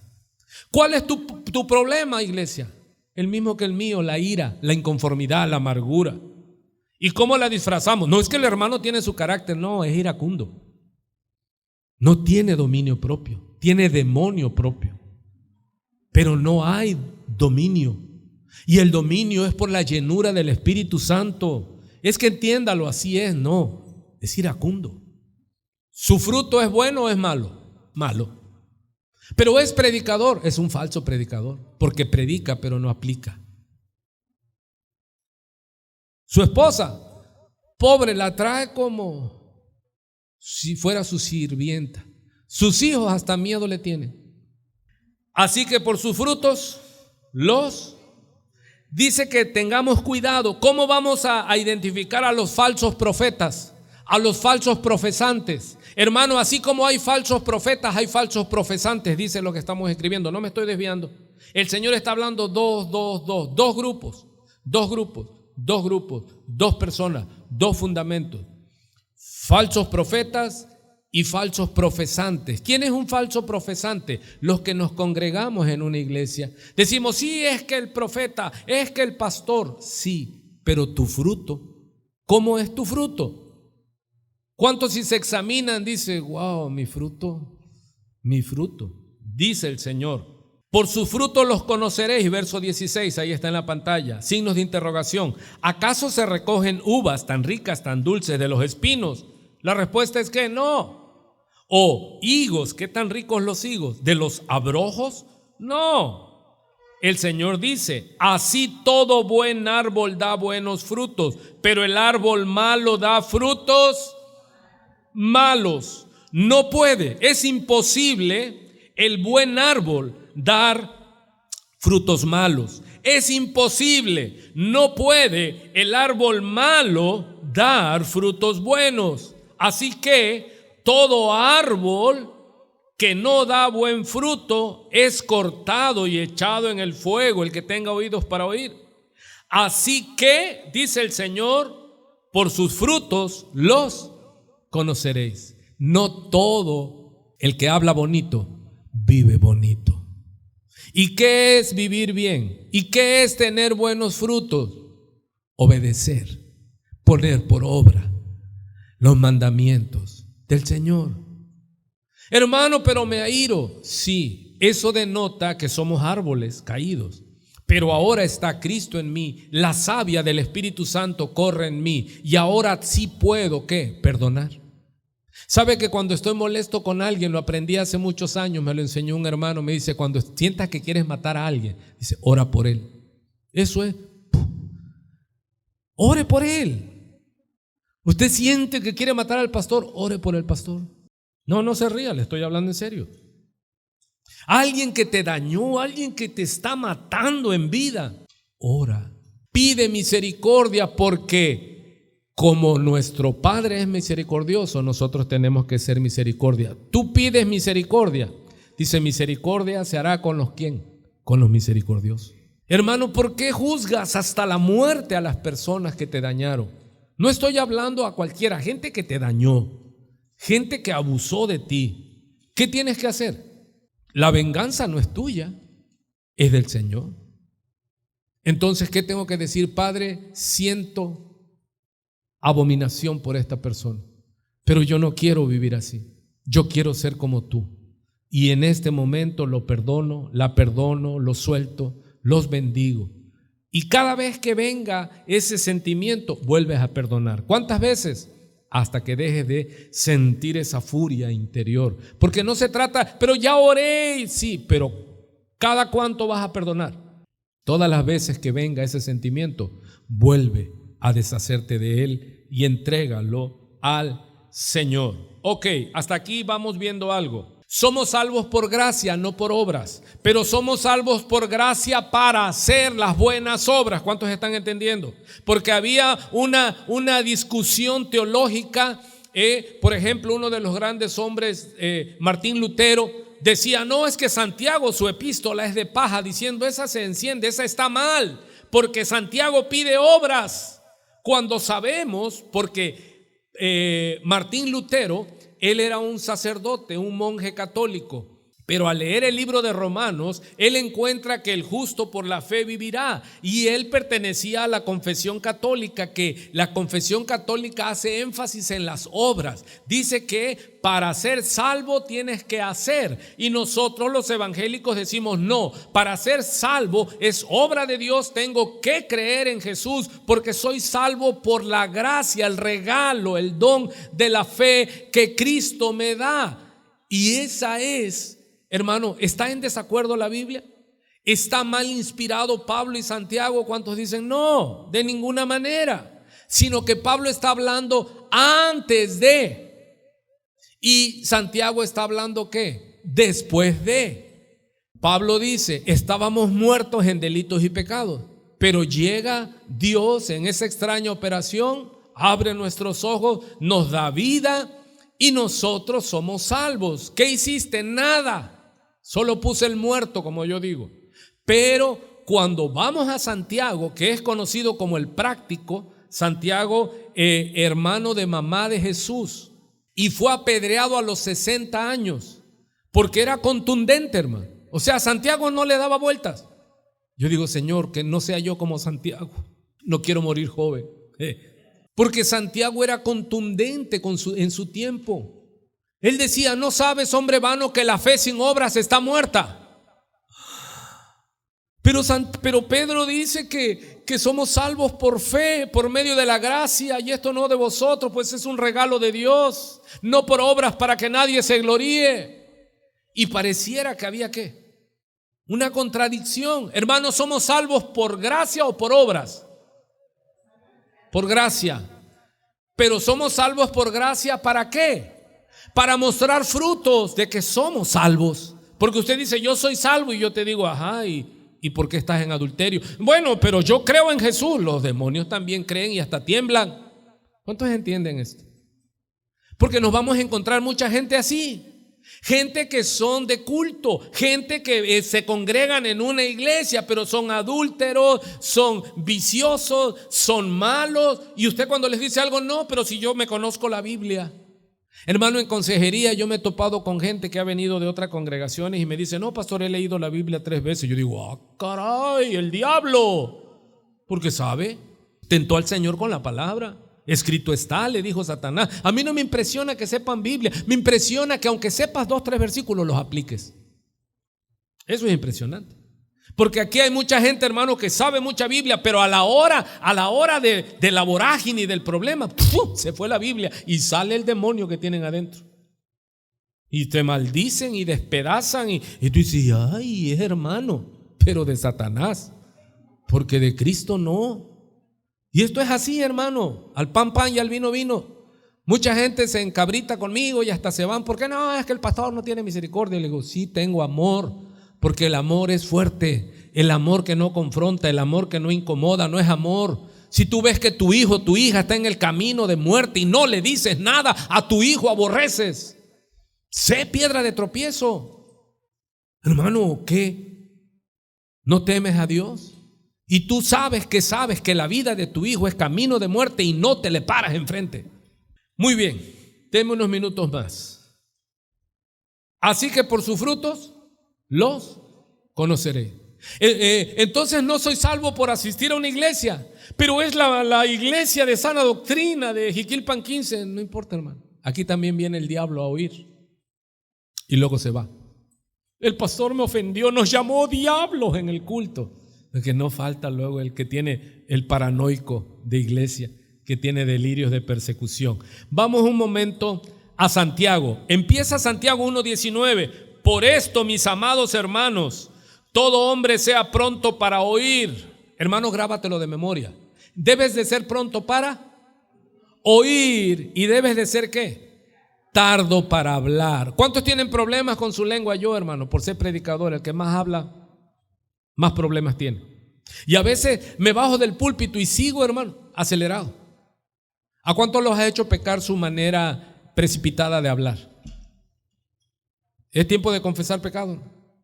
A veces hablamos y cometemos.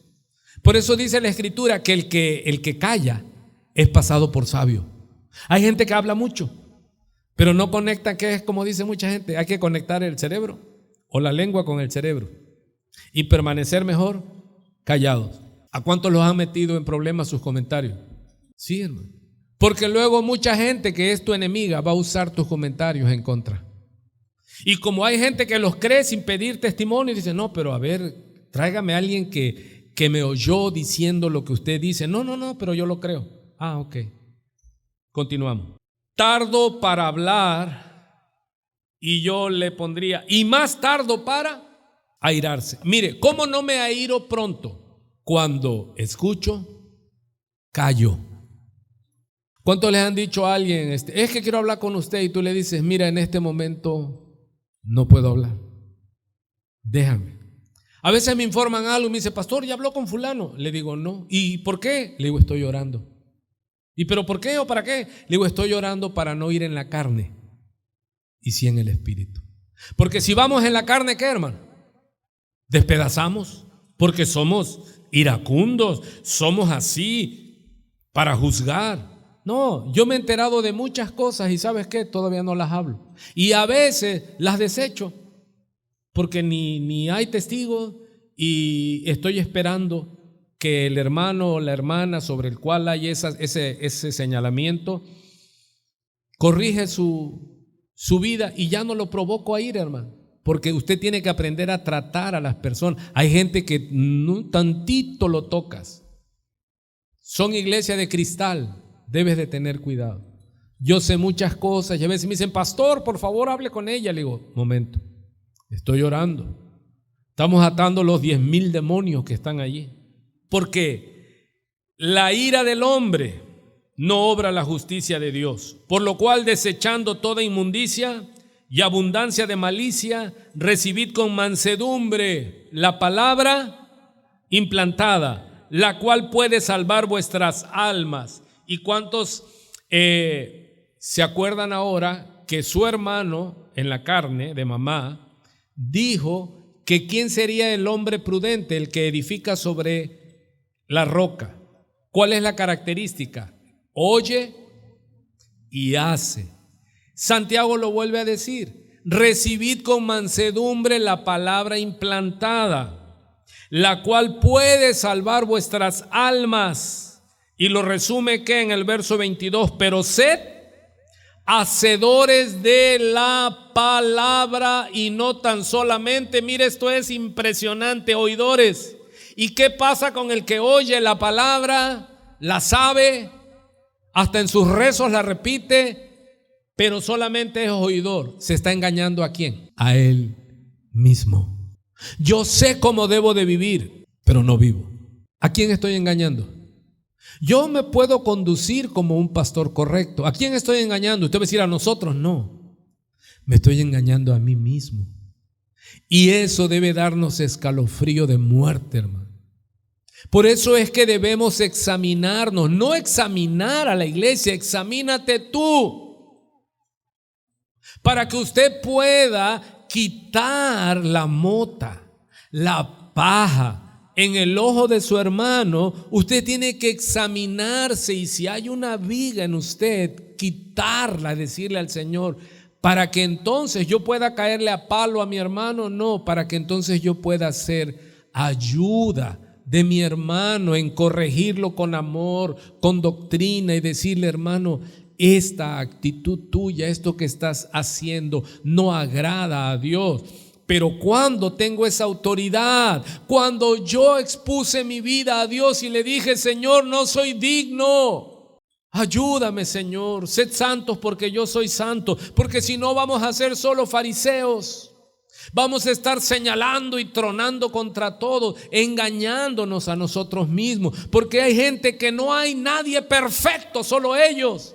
Y están engañados porque desde el momento en que tú juzgas con altivez, ya pecaste. Podemos y debemos señalar el pecado, debemos de hacerlo, pero para edificación, porque la autoridad que Dios nos ha dado no es para destrucción, sino para edificación. Hermano, y cuando viene alguien y te exhorta, sé humilde. En verdad, mire, no sabe usted cuánto yo le pienso para decirle una exhortación que es clara de corregir en la vida de la congregación, pero lo pienso porque sé que quizás sea la última vez que los veo. Me aman, me tienen en el altar cuando no me meto en sus vidas, pero cuando ya corrijo, ese crece hombre, y se van. Usted no tiene idea cuántos se han ido cuando me les acerqué y les dije: ¿puede corregir su manera de vestir? Se van, hermano. No tiene usted idea. ¿Por qué? Porque son ídolos de ellos mismos. Usted no puede tocarlos. ¿Puede corregirse, por favor, en el culto? Hermanos, dijimos que ahí en las sillas de atrás, los que están no hagan caso omiso. ¿Por qué? Porque queremos tener solo este cuadro. No, pues llegan y jalan la silla de atrás y ahí se sientan. Y le digo a Tita, ¿cómo quedamos, Tita? Sí, pero dicen que no. Le digo: ni los testaré porque no los vuelves a ver. Me voy de esa iglesia, no hay amor. Hermano, obedezca. Si no obedeces los lineamientos en tu iglesia, ¿qué esperanza que obedezcas qué? Sí, Dios es Dios de orden. Hay gente que llega de una manera incorrecta de vestir. La palabra dice que nuestro vestido sea decoroso, no el ostentoso. Cuando es visita, sale, venga como venga, disfrazado de Batman y todo, pero ya tienes 3 años, que es mínimo el discipulado. Varones y varonas, ¿cómo debemos vestir? De una manera decorosa, porque eso es fruto de que la sensualidad no es ya nuestro problema. Porque aquellos que quieren ser cristianos, pero también quieren ser el youtuber más famoso y el influencer más famoso y más sensual, y están en las redes sensuales, que yo le llamo las redes sensuales, porque ¿cómo hay sensualidad? ¿Cómo hay sexualidad? Tú abres Face, hermano, y ves escenas de adulterio. Yo digo: no, esto no. ¿Por qué? Porque enferma mi mente. Yo soy de una naturaleza caída. Yo tengo ese problema. Usted quizás no, pero yo sí. Despierta mi lujuria, mi lascivia. Entonces, ¿qué tenemos que hacer, miembros de la iglesia de Cristo? Sea respetuoso para subir imágenes en las redes sensuales, sociales. No provoque. Sea casto, sea puro, sea santo. Sin santidad nadie le verá. No, el pastor es arcaico. No, hermano, yo le estoy dando el consejo de Dios. Es porque ya está viejito. Pero léase la que se está durmiendo allá a su lado, dile: pero sed hacedores de la palabra y no tan solamente oidores, engañándose a vosotros mismos. Wow. Hermano, qué cosa más terrible que engañarse a sí mismo. ¿Cómo se logra el engaño a uno mismo? Oyendo la verdad y viviendo en mi verdad. Cuando yo ya leí y oí que debo perdonar y vivo como yo quiero, soy un triste autoengañado. Deme 5 minutos más y nos vamos a comer. Mire qué más dice. ¿Cómo le dije que le apodaban a Santiago? El práctico. No le daba vueltas, era que ¡pum!, contundente.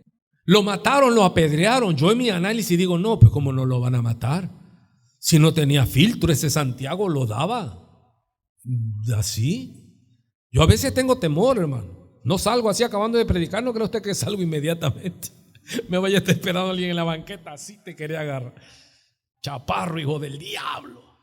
Porque si alguno sigue en ese carril, nuestro Señor Jesucristo dice: cualquiera, Santiago dice que si alguno, y si alguno y cualquiera es que, pues es lo mismo. Si yo digo aquí, si alguno de aquí, hermano, es oidor de la palabra, vuelve a lo mismo, pero no hacedor de ella. Observe, este es semejante al hombre que considera en un espejo su rostro natural, porque el que se considera a sí mismo y se va y luego olvida cómo era. Si yo le digo, amado, le vamos a pasar una hoja, dibújese cómo usted cree que usted es, sin ver su face y sin nada, como usted se vio en el espejo. Muchos ya que no nos acordamos realmente cómo son, porque si se le pone una hoja y le dice dibújese, pues te vas a poner así hasta con los ojos grandes. No, si ya estás cansado o cansada, pero como nos vimos y ya se nos olvidó, viene haciendo la analogía. Mas dice, y luego olvida cómo era. Ese es el que oye y no pone por obra. Mas el que mira atentamente en la perfecta ley, la de la libertad, y persevera en ella, no siendo oidor olvidadizo, sino hacedor de la obra, este será, ¿qué es lo que dice el Señor en Mateo 5? Bienaventurado.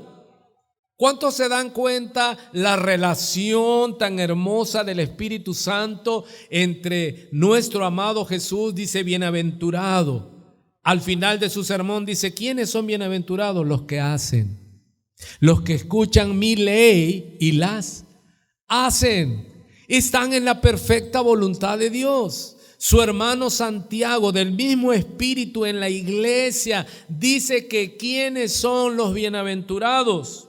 Los que hacen y en lo que hace.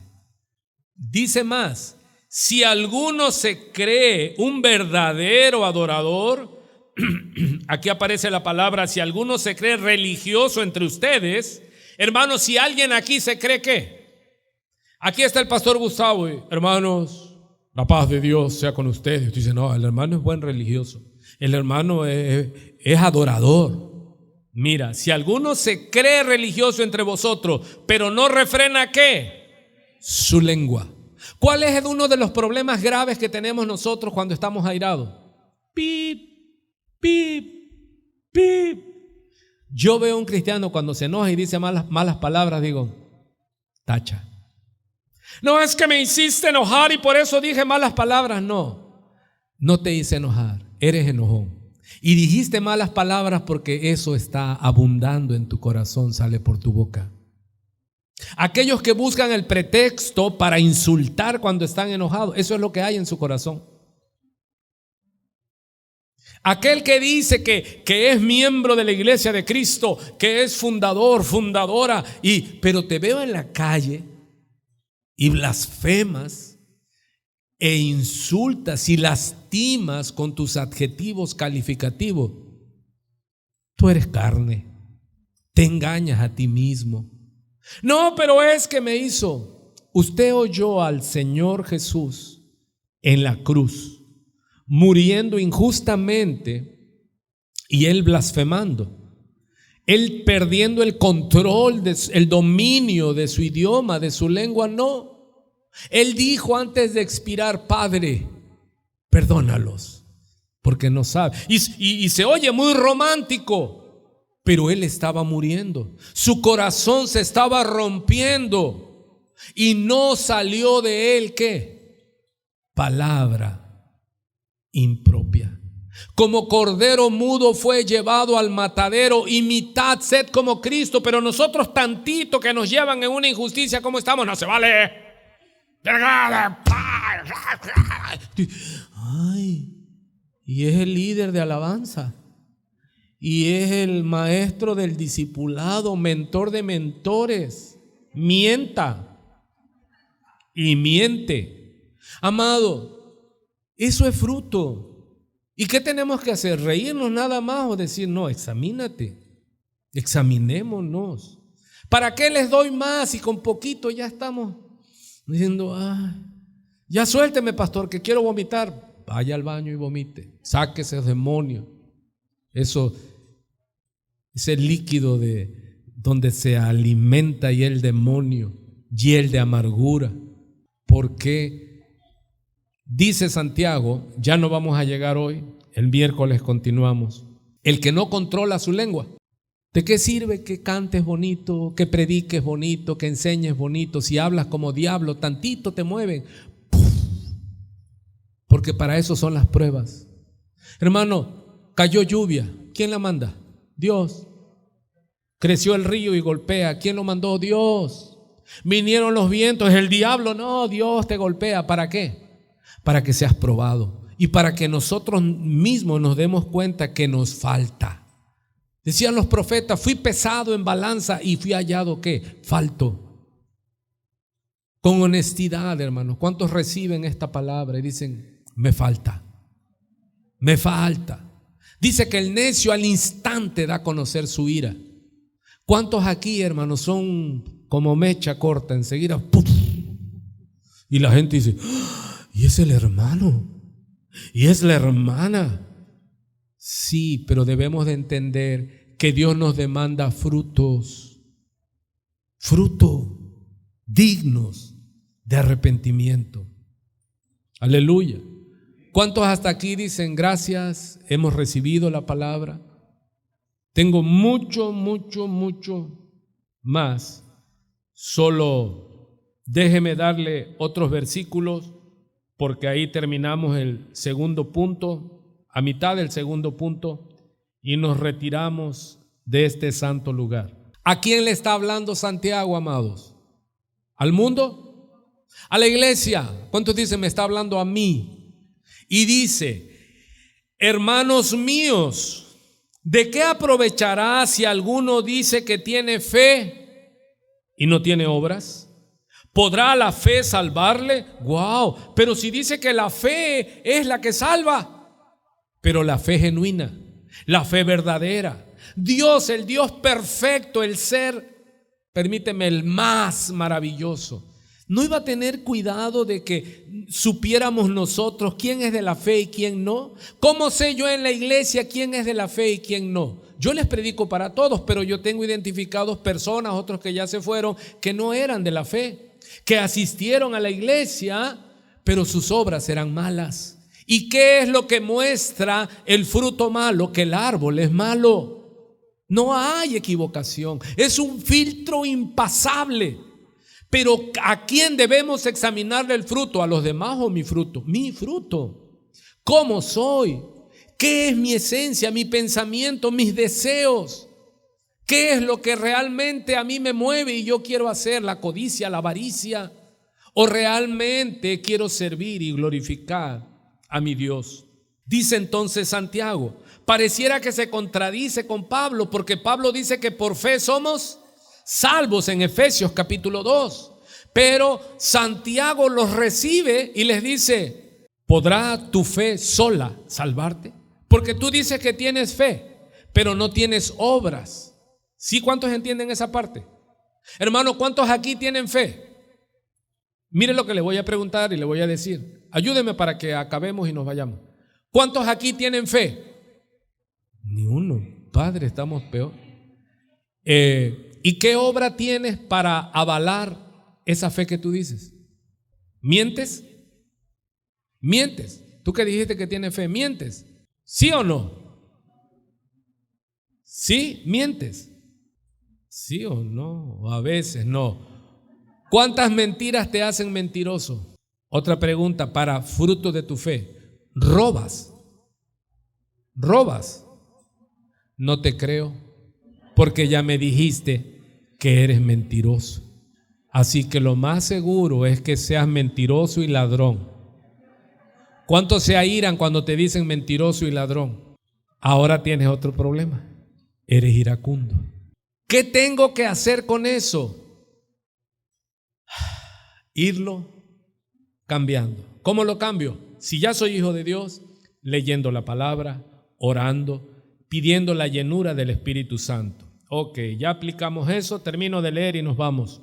¿Por qué dice Santiago? ¿Podrá la fe salvarle? ¿Cuál fe? La fe que dice, el que dice y no hace. Esa fe no puede salvarte.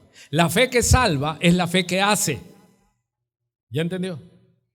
Ok, dice, ¿cómo se muestra? Pone un ejemplo Santiago, dice, y si un hermano de aquí de la congregación o de otro lado, o una hermana están desnudos, o sea, hace frío y no tienen con qué cubrirse y tienen necesidad aparte del frío, ¿de qué? De la comida diaria. Y alguno de los de vosotros que tiene fe le dice que Dios te bendiga, hermano. Y lo ve que va hasta amarillo el hermano que no ha tomado ni café y no le das nada. No, es decirle, ni cartera trae. Dios te bendiga, hermano. ¿Sí está oyendo? Esa es la fe, la demostración. Y sobre todo donde no te vean, hermano, ayudar a la gente. Ir a los cruceros, hay gente necesitada. Hay gente necesitada, dice, a los pobres siempre los tendrás, dice el Señor. ¿Y qué es lo que la fe que se demuestra? Ayuda, comparte. Todos nos los echamos nosotros. No disparamos ni en defensa propia, hermano. O sea, no bendecimos a nadie. Vemos gente que está en necesidad y los dejamos. Dice, y alguno de ustedes les dice, está hablando a la iglesia, ven, paz, hermano, aleluya. Pues dale algo, no pura lengua. Calentados y saciados, pero no le dais las cosas que son necesarias para el cuerpo. ¿De qué aprovecha? ¿De qué aprovecha qué? ¿De qué aprovecha la fe que tú dices que puede salvarte? Así también la fe, lléveselo de memoria, si no tiene obras, es muerta en sí misma. Hermano, la fe sin obras, la fe que no hace está muerta. Usted dice, sí, hay que predicarle a los perdidos, se están yendo al infierno, pero nada más lo sabes.